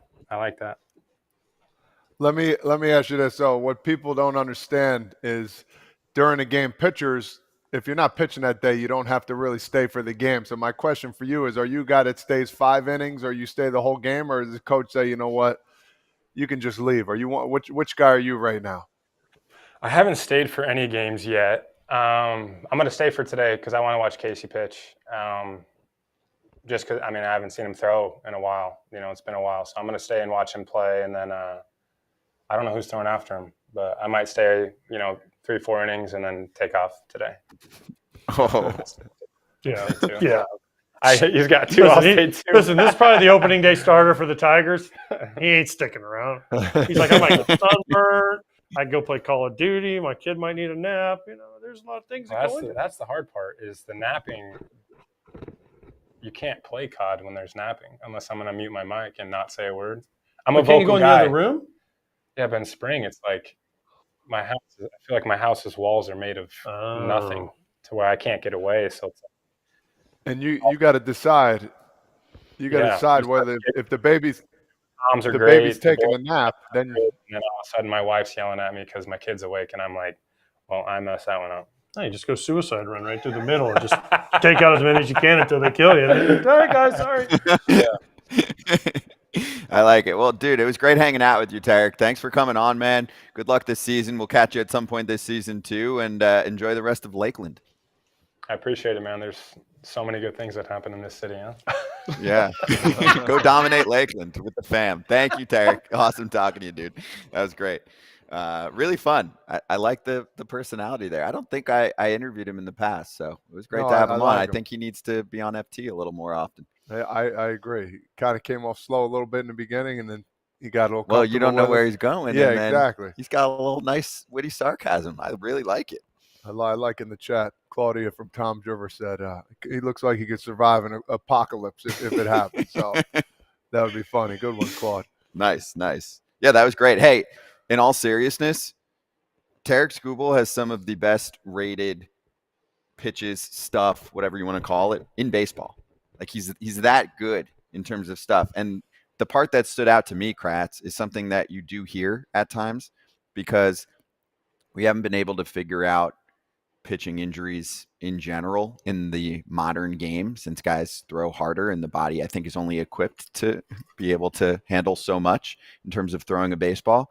They tried to kind of keep Tarek on a certain regimen, and he said, like, I still got hurt, so screw it. Let's just go out and pitch, and I'll report back as honestly as possible, since he's a vet now, how I'm feeling, and we'll play it that way. Kind of like they did with Ohtani after the first, year or two, when they had the whole calendar laid out. This is what we're going to do. And then he was like, how about I just walk in today and say, I'm good to DH after the pitching day. I'm fine. And on another day, maybe not. It is such a tough way to go about stuff, but you're right. They haven't figured out the pitching injury issue, and I loved what he said. I mean, we started it out, the dude's 6'3", 255. He's got to be handled a lot differently than Marcus Stroman, who's got to be handled completely differently than, a an Ober from the Twins, a guy that's 6'10". Like, you have different body types and mechanics. But what he said was what I'd love to highlight is the fact that he's like, just going to go out there and compete. If I don't feel good, we're going to make that adjustment. So he seems like he's super prepared, super aware of what his body does, and they're going to go from there. He can strike out the world. I mean, David in the chat just now, man's going to finish top 3 in Cy Young this year. Book it. I've had him too, as long as he's on the mound as a sneaky Cy Young contender. I'm serious. I mean, you look at what he did last year, in about a half a season's worth, 80 and a third innings, 2.80 ERA, 158 ERA plus, 102 strikeouts in those 80 and a third. I'm not disagreeing at all. He did amazing stuff. To get in the top 3 in the American League in Cy Young is tough. That's tough because 80 innings the year before, 120 innings, 117 innings. He's going to need to go over his career high in innings. And how is he going to last? How is his fastball that's 96 to 99 consistently? How is that going to last throughout once he hits 140 innings when the voting is like, whoa, this guy is a candidate? Is he going to drop off or is he going to accelerate through the finish line? Yeah, that's fair. I mean, last year you had Cole obviously won, then Gray, Gossman, Bradish, who's probably going to be in some trouble and not be on that list this year. Luis Castillo, Zach Eflin, Pablo Lopez, George Kirby. Obviously, Kirby's a pretty sexy pick to keep rising as well. So we'll see. All right, let's get to a little That's What He Said, because we have free agents to cover. And all the buzz in Boston was about Jordan Montgomery. Maybe it can happen again. So Buster Olney had a report that they had a remote meeting, a little video conference call. But we got some clarification here.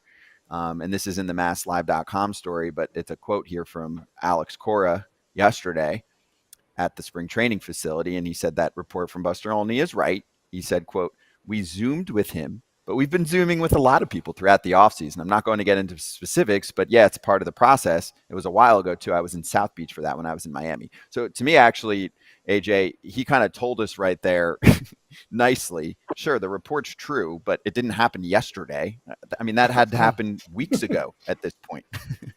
He also just said it ain't happening, as far as I'm concerned, with those quotes. He's like, yeah, we Zoomed. Nothing came out of it. Not saying it's happening, but yeah. Listen, everyone said all year, it was kind of like Cody Bellinger and the Cubs, Jordan Montgomery to the Red Sox is a perfect fit.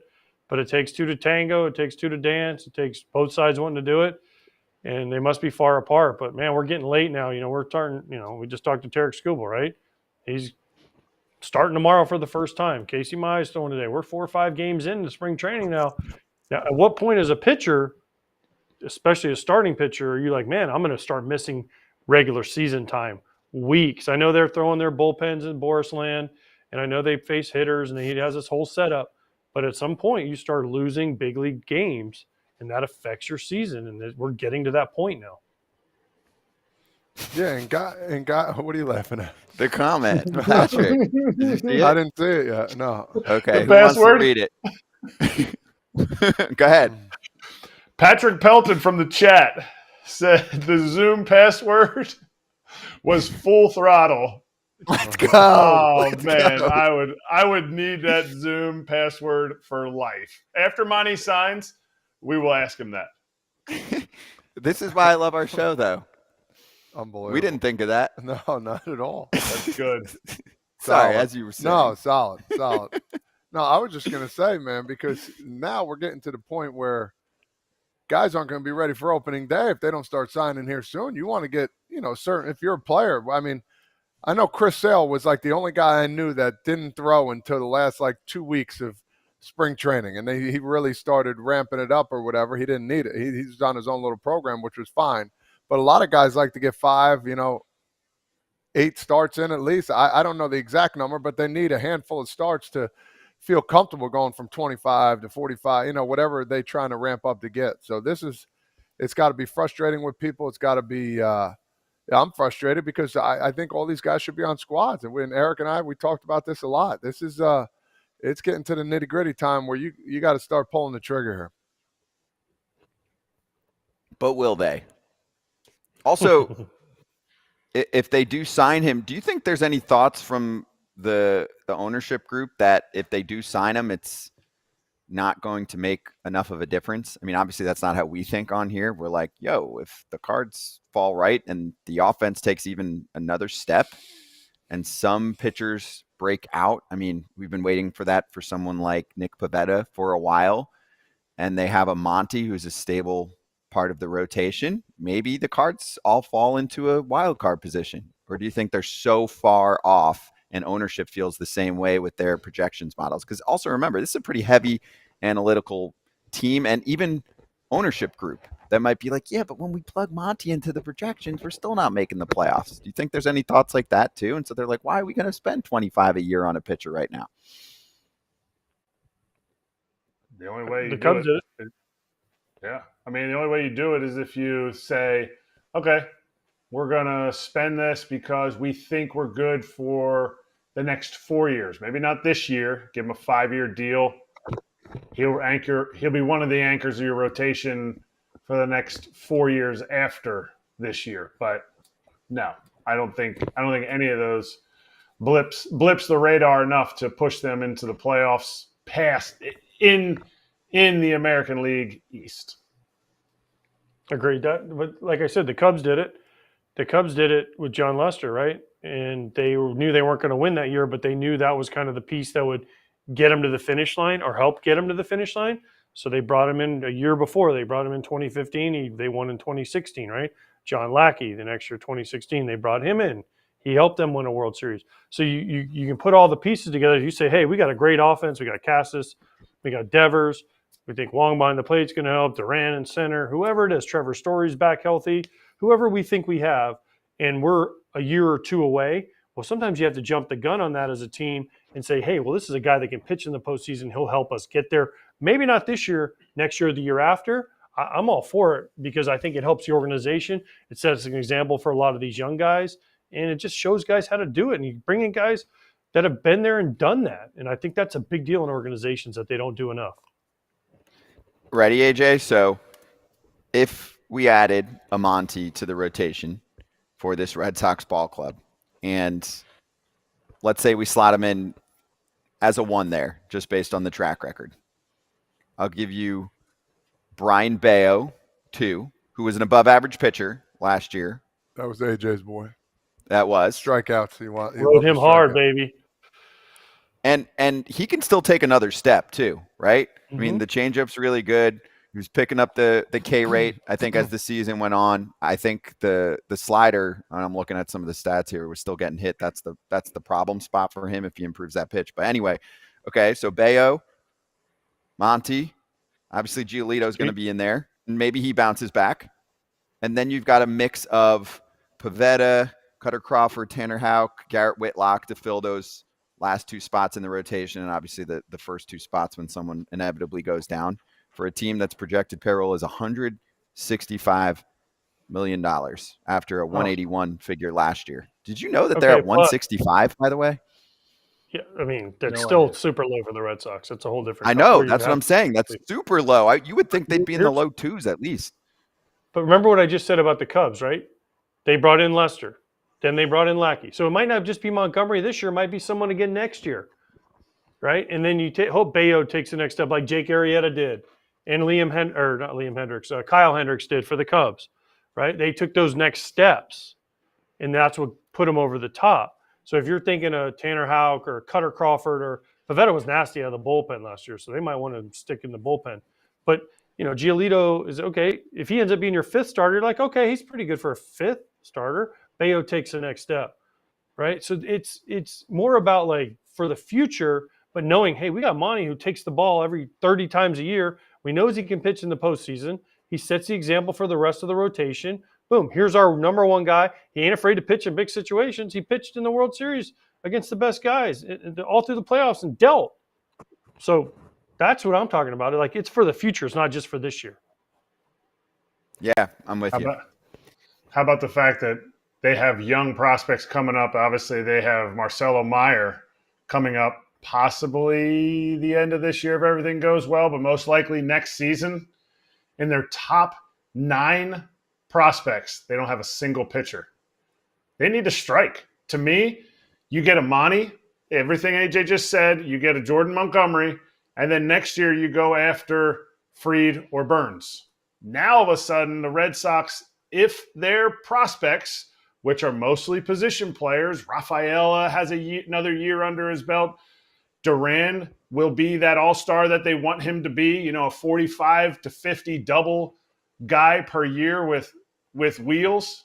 Like, now all of a sudden you have pieces in main positions and you add an ace. Monty or Snell are not the aces, but if you add them this year, you get the opportunity to compete next year. Great line here from RK9 in the chat. Do it now so you're ready later, and the Rangers were ready. It's true. The Rangers were making moves, and people were like, they're still early, though. Good example. Really? Forget about early. Were they early? No, champs. Early for what? Getting their freaking piece of metal. Get that ring. Hell yeah. So anyway, programming alert, we'll get Ken Rosenthal in about 10 minutes. So let's get to some more win totals, which we started running through yesterday. Bet MGM futures time. And we are going to run through 2 teams in the National League West today. The LA Dodgers and the Colorado Rockies.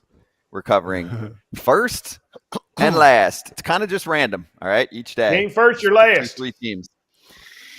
And that is what we're looking at. So I need from each one of you, and we can kind of go in order of the boxes, how you think the Dodgers and the Rockies will fare this year, according to the BetMGM odds. The Dodgers are currently at 103.5. The Rockies are at 60.5. Toddfather is on the hot seat first. Yeah, I mean, I'm big on the Dodgers. I'm very big on the Dodgers.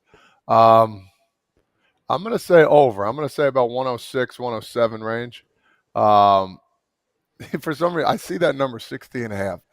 And my question to you guys is, who's going to have more wins, the Rockies or the Oakland A's? And that's not far-fetched either, just because it's the Oakland A's. But they were, 58.5 or 57.5? The A's, yeah, they were in the high 50s. High I think 50s. 58. I mean, that's pretty close. But I would say, I would say over there. I would say 62 or 63. I'm going to go over on both. Okay. I love the over for the Dodgers. That's one that I'm definitely going to get involved in. I think sometimes you're looking and you're like, over, right? This is a ridiculous roster. And it's just like, yeah, just do that. Just go with it. Mm-hmm. Okay.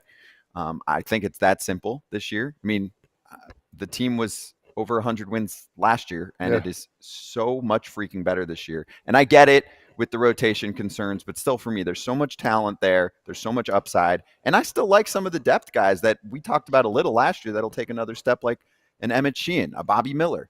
Yep. So easy over for me. And for the Rockies, it is a difficult one. I'm going to take the under. I don't see it right now. There's a couple nice position players. The farm system has a few players that are growing, but I don't think they're there yet, okay? Pitching-wise, I still think it's a disaster. So I don't see it. They didn't do anything this offseason. There was like 2 or 3 veteran additions. The division got better. I would say significantly better, right? The only team that you could make an argument got worse besides the Rockies is the Padres, because they had to clear some payroll. The Dodgers got much better. The Diamondbacks got better. The Giants got better. So I think they'll be a victim of their division. And also, usually the Rockies are known for their offense. Their offense was terrible last year. So I don't see it. I think it's an easy 100-loss team. They had 59 wins last year. So it's actually right on mark about. So right. We will see. So I think they're in the same spot this year. They're not better. They're not better. Yeah. It's not a better team. So that's what I'm going with. Pierzynski, you're next. Well, I was going to say that, but Claude ruined it in our chat that they had 59 wins last year. And did they get better? I'm like, did they get better? I don't know that they got better. The division damn sure got better. The Dodgers got better. The Diamondbacks are going to be better probably. The Padres, I don't feel like they're going to be as bad as they were, especially the first half and in one-run games. And then you look at the Diamondbacks and you're just like, I mean, not the Diamondbacks, excuse me, the Rockies, and you're like, man, where do they fit into this division? And they're going to be worse. I feel like the Giants are going to be better. So where do they find, if they only won 59 last year, I know they want Chris Bryant healthy, but is he that big of a difference to take them from 59 wins to 62 wins. I think this is an under. And I think the Dodgers number is right on it. I think they're going to be 103, so I guess I'll take under. I'm going under on both. Everything that AJ said is spot on. The division got better as a whole. The Padres aren't going to be as bad as they were. And winning 103 games when I think the Dodgers are going to be tinkering a little bit with how do we win in the playoffs? You heard Max Muncy and Kiké both say it. How do we win in the playoffs? What do we have to do because we crush it in the regular season? Maybe there's more of an aggressive approach. Am I saying that the Dodgers are going to be a 92-win team? No. They don't lose in July when most teams start fading off. So they're going to be that hot. I just think the division is a little bit better. And when the division is a little bit better, coupled with the fact that they have a little bit of rotation questions, we're talking about questions comparing a 100-win team to like a 110-win team. Those are where the questions are. Not like, are they going to make the playoffs? But I'm taking the under on both.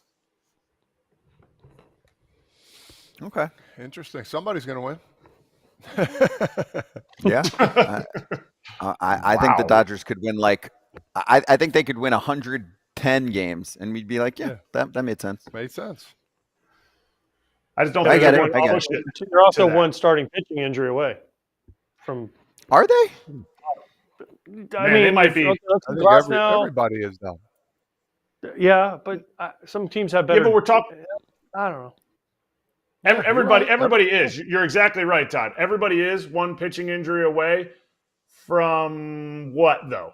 Like, the Rockies are one pitching injury away from being a 55-win team. Like, the Dodgers, to me, I don't even know if they're one pitching. If everybody stays healthy, you have guys that do not get innings. That is going to wear on you in 162 games. Yeah, you got a point there, too. I just think they have more depth Yamamoto's than you gonna guys pitch are every giving 6 them days. credit for. Yamamoto's What'd got you to say, pitch Jim? every 6 days, right? And what's So? been the Dodgers' MO? Their bullpen's been worn out by the time they get to the postseason. Maybe it changes. Then We it's don't know. it's like a 5 3/4 rotation. It's almost like a 6-man rotation, which they kind of did last year. I mean, a lot of guys got extra rest. Bobby Miller mostly got extra rest. Kershaw mostly got extra rest. There are names. I mean, look, you go to their depth chart right now, Yamamoto, Glasnow, Bobby Miller. I get it. James Paxton has not stayed on the field besides last year. Emmett Sheehan, Gavin Stone. Eventually, obviously, the Buehlers, the Kershaws, Yeah, they got the two Mays. dudes waiting once they're healthy. Yeah. A Yarbrough. Who had the most Copeland. innings last And then year? I would say Arias? no, Kershaw or Bobby Miller. Do you know? In What's the those guys that you just said, it was Yamamoto had 123 innings. Oh, yeah. Wow. It's hard to say we are going to win 107 games. It's a season of attrition.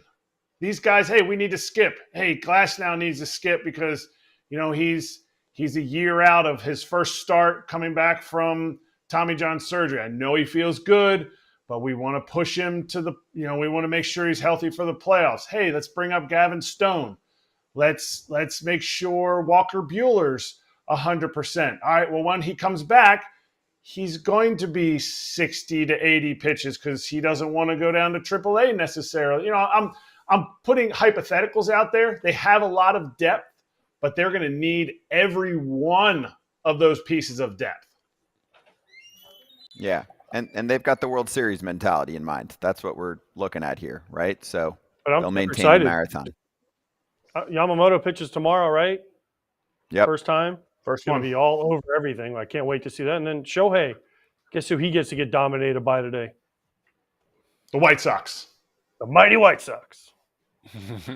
Okay. Good luck. I'll take Road game. the I'll take the over Road on a game half for a home. Shohei, too. Yep, he's going to wear gray pants. Which is a plus. Well, depends what you're into. Place your first BetMGM sportsbook wager through the app of at least $5. You'll receive $150 instantly in additional winnings, regardless of your wager's outcome. Download the app, sign up and deposit at least $5 into that new account. Place a wager in the amount of at least $5 at standard odds price. And then once you do that, you receive $150 in bonus bets, regardless of the outcome of your wager. Tell him, Jamie Foxx. Got to use the bonus code FOUL, FOUL. Gambling problem or concern, call 1-800-GAMBLER. Ready for the people? We haven't done it in a while. Obviously, we interact with the chat, which we've done a lot today. Mm-hmm. But sometimes we promote a question or two on Twitter and on Instagram, where I am your operator. I go back and forth with some of our fans that catch the show later on and then send a DM or comment on the YouTubes. So Leighton has a lengthy question, but it was pretty interesting. Can the FT boys talk spring training autograph seekers? I've been down in Florida. I've seen workouts at Twins, Braves, and Rays camp. Autograph seekers seem to be a big part of the player's day. I'm curious in hearing a discussion about the difference in having a ton of mainstream cards versus not having as many. And Kratz, he did say not as many Kratz cards as Pierzynski cards. And I was like, yeah, he can take it. It's okay. The people that Topps made a bunch of cards for are bothered at a much higher rate than those without as many cards. Do the players ever talk about autograph seekers amongst each other? Do the players who get asked more rib the guys who don't? It's interesting because a lot of times the players who are good and young aren't getting asked as much as the coaches, even only because the coaches have 10 to 15 years of cards. So lots of questions about what the card situation is like. And I know sometimes I've talked to some players in clubhouses that are like, oh, in the parking lot, there's this one dude. He's always got freaking a bucket of shit and he wants me to sign everything, blah, blah, blah. So you want to start? Because you've I'll run into a few of these. I'll start. Some of them are pain in the asses, if you want the truth. You know what I mean? They come here. I've had a couple run-ins with some people. They wait out for you, and they have their son come up with a perfectly permed up jersey with a cardboard underneath, so it's squared up nice. You don't have the kid coming up, with the jersey hanging off. Comes up, can you sign it? All right, you sign one. Then you have somebody with the same perm with a different jersey. It's like, and I'm looking around, I'm like, yo, dude, you're not going to make me feel bad for making your kid or somebody else's kid come up to get an autograph for your joy. Joy, how about? Yeah, well, they're not going to make much money off me. Either way, maybe when I won the home run derby, they get a couple $100. But at the end of the day, it's like, you want to come up with one baseball card? They have these booklets of, you could put 9, 3, 3, and 3, 9 or 12 in a sleeve. Yep. Hey, you mind signing these? I said, which one? That's what I would say. I say, which one? I mean, what do you mean? Sign 12? What do you need 12 for? And they come up with excuses or whatever. But, yeah, I love the kids that come up with the scruffy ball. They mean well. You sign it. I'll sign a couple for those kids because they mean well. It comes from the heart. You got these autograph seekers that are out there looking to get paid, and it's a shame because you'll see a video. Look what, this Mike Trout did. He didn't sign an autograph. Bro, we know who you are. Come on, don't do that crap. There's innocent kids, and then there's people that make it out to try and make it out for their own good, and I can't stand it.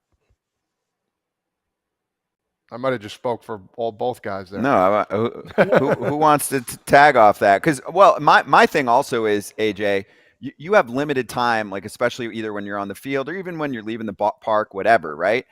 I've personally seen some situations where there are some that are in it for a mission that could be financial. And then there are a lot of fans that just genuinely, like Todd Father said, want to get a fun autograph. And you kind of get elbowed, or they're like very strategically placed so that they get in front of someone. So I don't know what you experienced, AJ.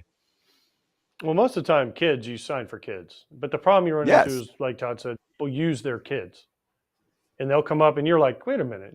And the kid will be 3 years old and he'll go, can you sign the sweet spot? And you're like, you don't even know what the sweet spot is. Come on. So those are the ones where you're like a little skeptical on it. Most of the time I have no problem signing for kids. Like Todd said, when they give you 20 cards, the guy walks up with a book and he opens it and goes, can you sign these? I'll sign one, like Todd said. Because what do you need 12 cards signed for? You don't need them. Pictures are a little different. Sometimes, you kind of scribble through them a little bit.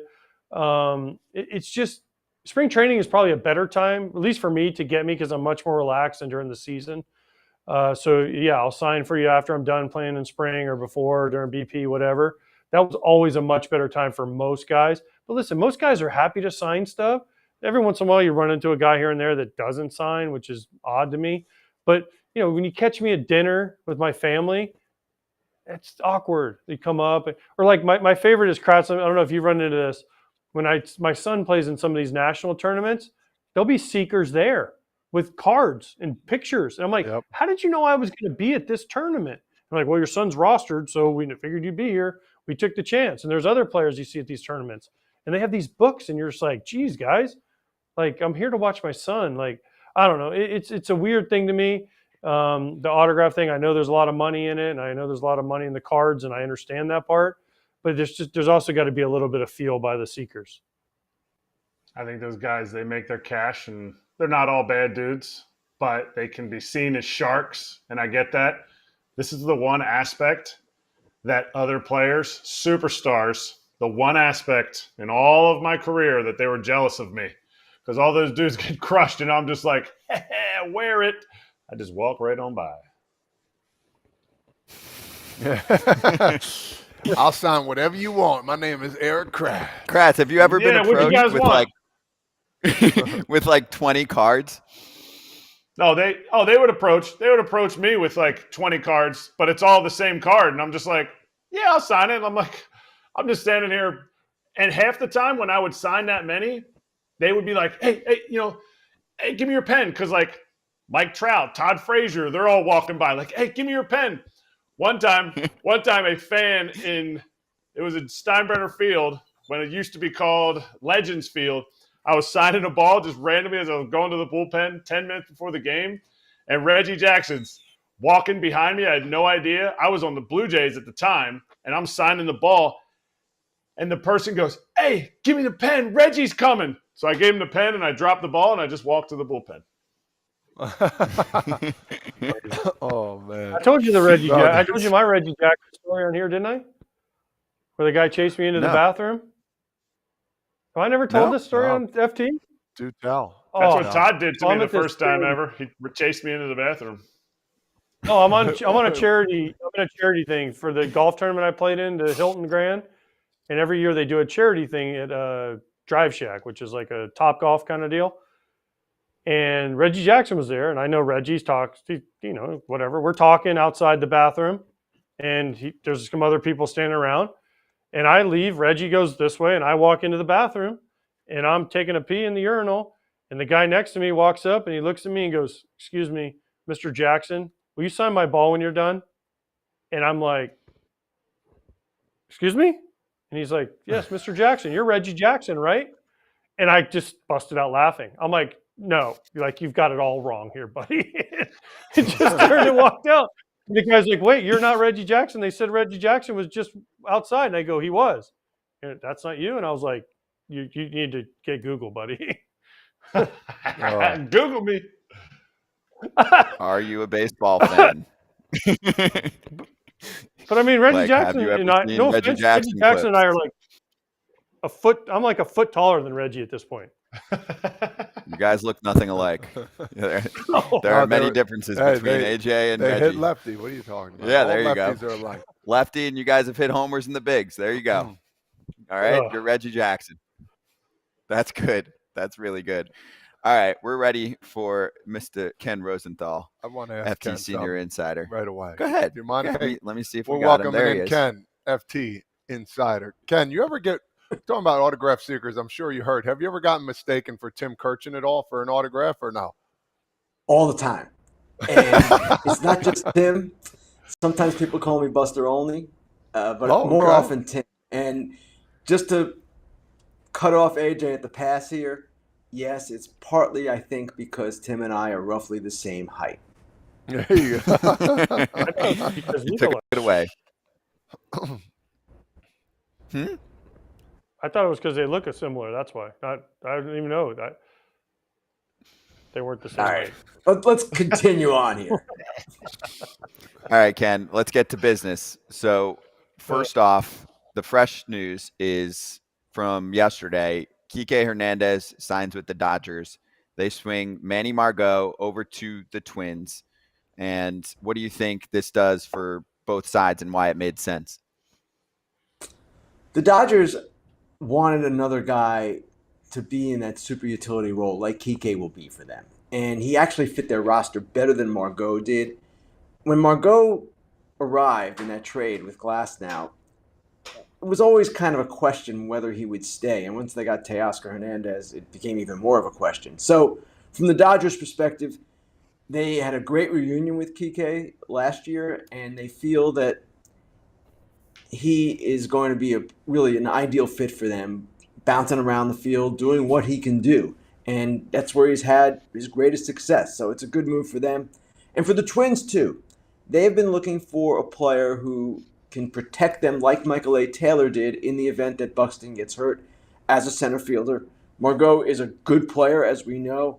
And it's interesting, the Twins offseason. It's been much like Seattle's, influenced by their uncertainty with the TV revenue.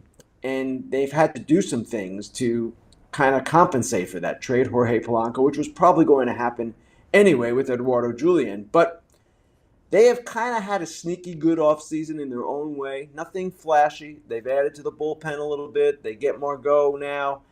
They've got DeSclafani coming over from the one trade. It's not anything like you'd confuse with the Dodgers offseason, but they've strengthened themselves, it seems. And in that division, the AL Central, until proven otherwise, they're the team to beat. Essentially, you're getting Margot to replace Michael A. Taylor. It might be another subject. I think Michael A. Taylor should be on a team already. But looking at what he did last year for this team that hadn't won a playoff series, all this Twins hoopla and everything, that's 21 home runs of a Gold Glove center fielder. Why can't the Twins just bring him back? And maybe this is too player-centric of me. Why can't you bring this player back that is essentially going to be paid this how it's working out now, what you're going to pay Margot? I know, he's getting this deferred and that, or this paid by this team and that by this team. Why not just bring back Michael A. Taylor, who did so good for your playoff team? Margot is less expensive than Michael A. Taylor wants to be. Michael A. Taylor, from what I understand, saw the contracts for Harrison Bader and Kevin Kiermaier. Two similar players, right? Defense first guys who are really good in center field. Kiermaier historically good, and Bader is fantastic as well. They each got, I believe, $10.5 million. Michael A. Taylor, for the reasons you just said, Eric, can say to himself, you know what? I'm that guy. I should be, if not at that level, then really close to it. And perhaps the Twins were not simply willing to go there. Now, the problem is, as we go deeper into the offseason, and we've seen this with players, the contracts are not as good as they were earlier. And maybe Taylor will come out of this just fine. The Padres are still a team that need outfielders. There are other teams as well that could certainly use Michael A. Taylor. But I don't want to say that he priced himself out because that's too harsh. But if you're Michael A. Taylor and you're looking at those guys getting that money, you're certainly thinking, hey, what about me? And that's a fair question for him to ask. Talk about a little bit of spring training. I know you're going back and forth at some places. Has anything surprised you yet, or it's kind of like status quo? I mean, talk to us about what you've seen at the different places you've been and what surprises you've seen so far. Todd, I don't know that I would say there are any surprises just yet. It's so early, too. The games are just starting. The one thing that always strikes me at spring training, and you guys have all been through this, how even teams that you don't perceive to be very good think they're going to be really okay. In some cases, they think they're going to be good. And I don't want to pick on AJ's former team, but in White Sox camp, the day I was there talking to some people, I got a very good vibe there from the players and manager Pedro Grifol. People are pretty excited. They think they've done some good things, kind of improving the bottom of their roster or their depth. And yet you look at the White Sox and you think, whoa, wait a second. It's the White Sox. They're not a team that you see as a contender. And when I walked out of camp, I kind of had to check myself and say, whoa, just remember who they are. It's not always going to be this happy for them. And who knows? Maybe they're the surprise team this year. Maybe it comes around for them and some good things happen, and who knows, maybe they even keep Dylan Cease if they contend. But I don't see it that way. But it just always strikes me, guys, how at this time of year, and it's the beauty of the game, that everyone thinks they have a chance. Spring optimism, such a beautiful thing.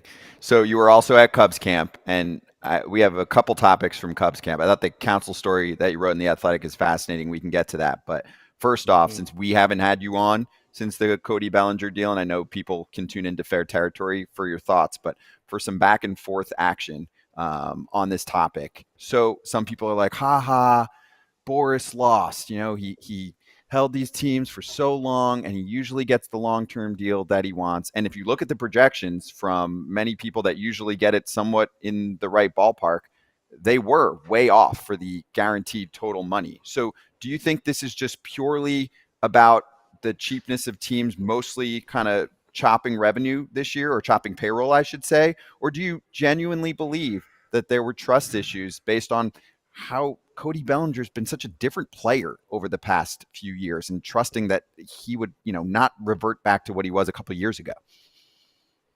Scott, all of the above. And certainly the market was different this year because of the teams with the local television questions, because the Mets and the Padres weren't as active.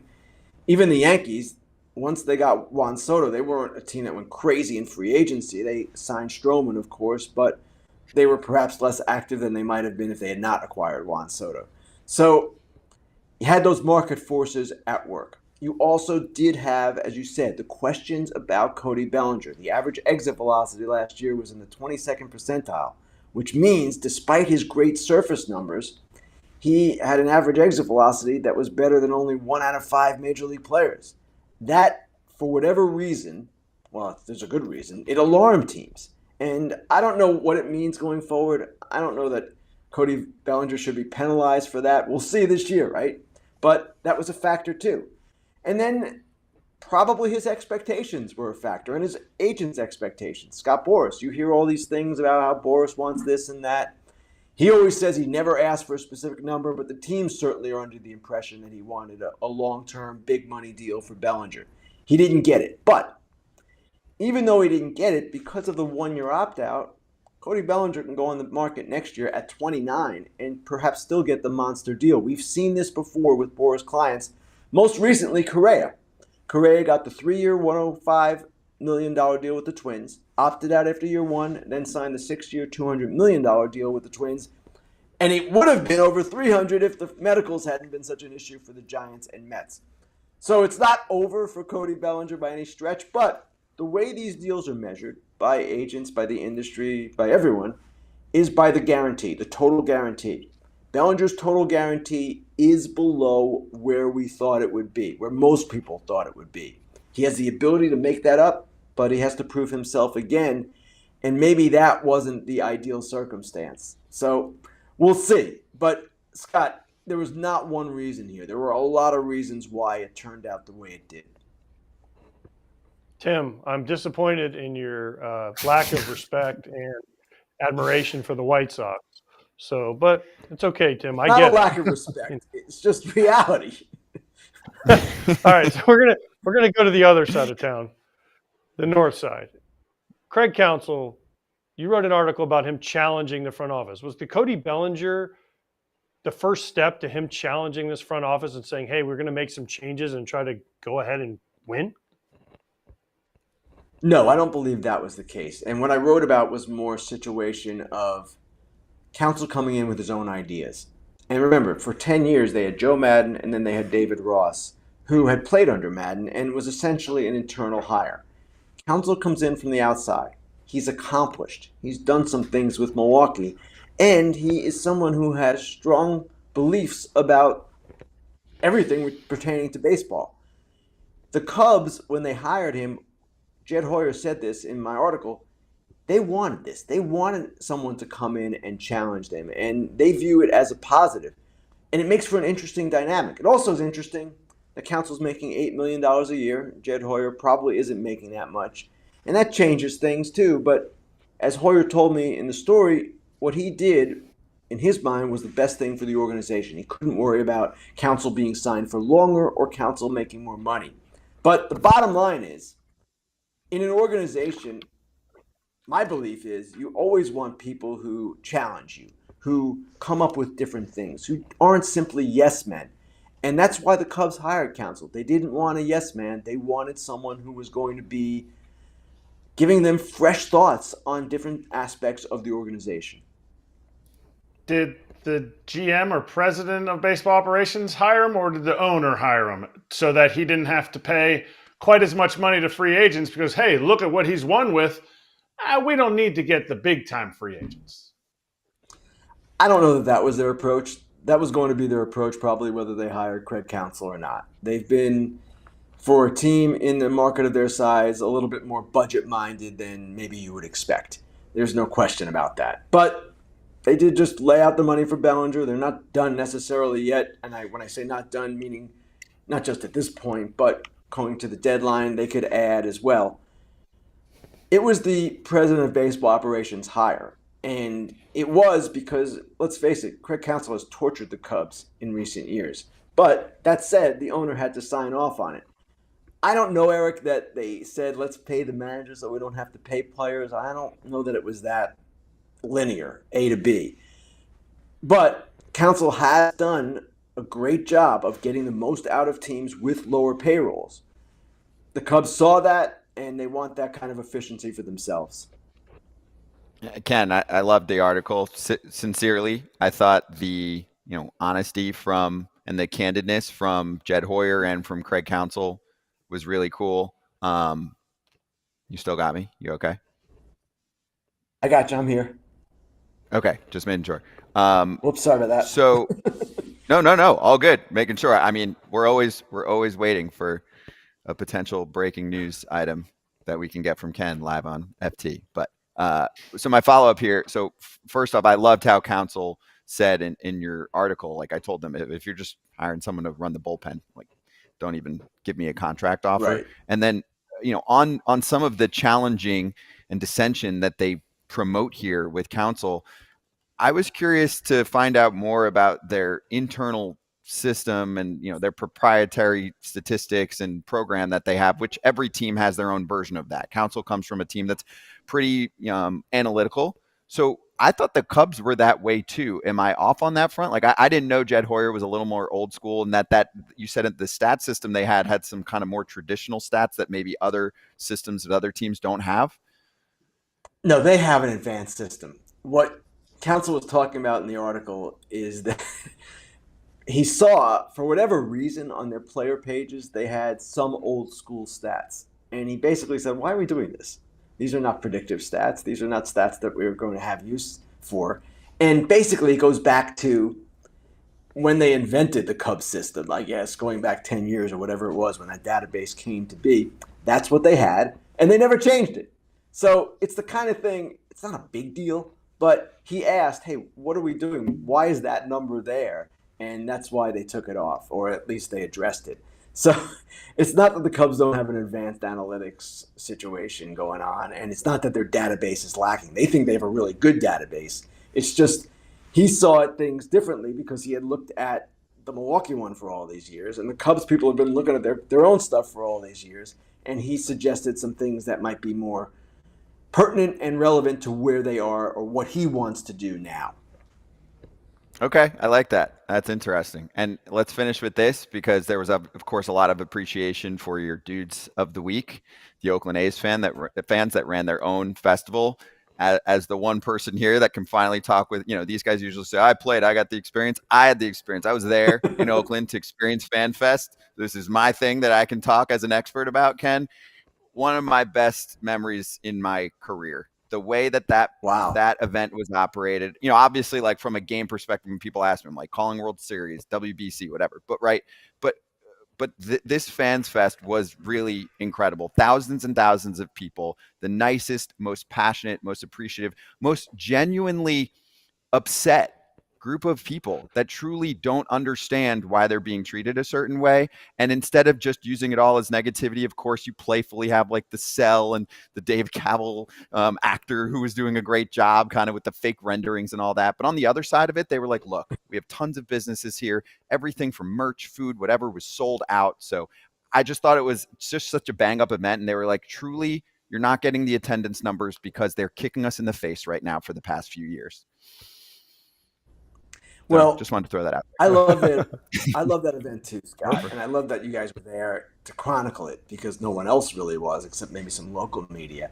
And the beauty of that to me was that it was a grassroots operation. That the A's weren't going to have a fan fest, so the fans essentially said, "You know what? We'll do ourselves. We'll do it ourselves. We will do it, and we will show our passion." And that to me is what is getting neglected here by the A's, by Major League Baseball. They say that fan base is not good, they don't show up. No. As I said on Fair Territory, give that fan base a competitive team again and give them a new ballpark. Give them a place to go that is not as depressing as the Coliseum. You watch. You see if that market at that point does not show up. I believe that it would. And I believe that a team in the Bay Area under those circumstances, new ballpark, competitive roster, will be a lot more viable and important for Major League Baseball and lucrative for Major League Baseball than a team in Las Vegas. We're not going to see it that way. MLB certainly is not going down that path, and maybe the Vegas thing blows up in some fashion. I don't know that it will. But at the same time, the statement that was made by the Oakland fans was a very powerful and positive statement. And it was basically, we're here. We haven't gone anywhere. We have just been waiting for something to support, and unfortunately, they're still going to be waiting. And they're going to dominate opening day headlines when they have that game and there's 30, 40,000 people outside of the ballpark having the biggest tailgate party, right? It's going to be like the Florida-Georgia tailgate that AJ loves. So look out for that as well. I'm telling you, they're all planning it. You know, a whole season of it would be great. A whole season of protest, honestly, because that's what the A's deserve, and that's what they have created. They can talk all they want about this poor fan base, how it's terrible and this and that, but they have created the resistance, so to speak, and the resistance is quite impressive, from my opinion. And they're not following the team to Vegas. I asked a million people too. They're like, we'll move on. We got the Oakland Ballers. We'll root for other teams. They're like, we're not going to root for that guy anymore. So our sport will miss some of the most unique, passionate fans if this all goes through. So anyway, felt like it was worth reporting from the scene and letting you know how special it was, because truly it's one of the best memories I've ever had in my career. So Ken, great to catch up with you as always. Yeah, thank you. And we'll talk to you, I think, later this week. Sounds great. Thanks, guys. Thanks, Ken. And more from Ken on A's Fans Fest and handing out the Dude of the Week award to the entire operation out there that ran such a cool event. As we've talked about it quite frequently, the Bellinger, pillow contract bridge, whatever you want to call it, Jed Hoyer's gamble and how that worked out with the Cubs, and a lot more that you can see on the screen, or if you listen to the pod right now, just hit up Fair Territory. If you're listening to the pod, go to that pod page as well and check it out once a week. Ken usually releasing it on Mondays. Okay. We're going to finish strong here. So we had Ken at the buzzer. So a little bit of overtime, and then we've got more spring training dates to lay out for everyone who've been asking which camps we're going to. So we'll cover that right here in Slap Hands.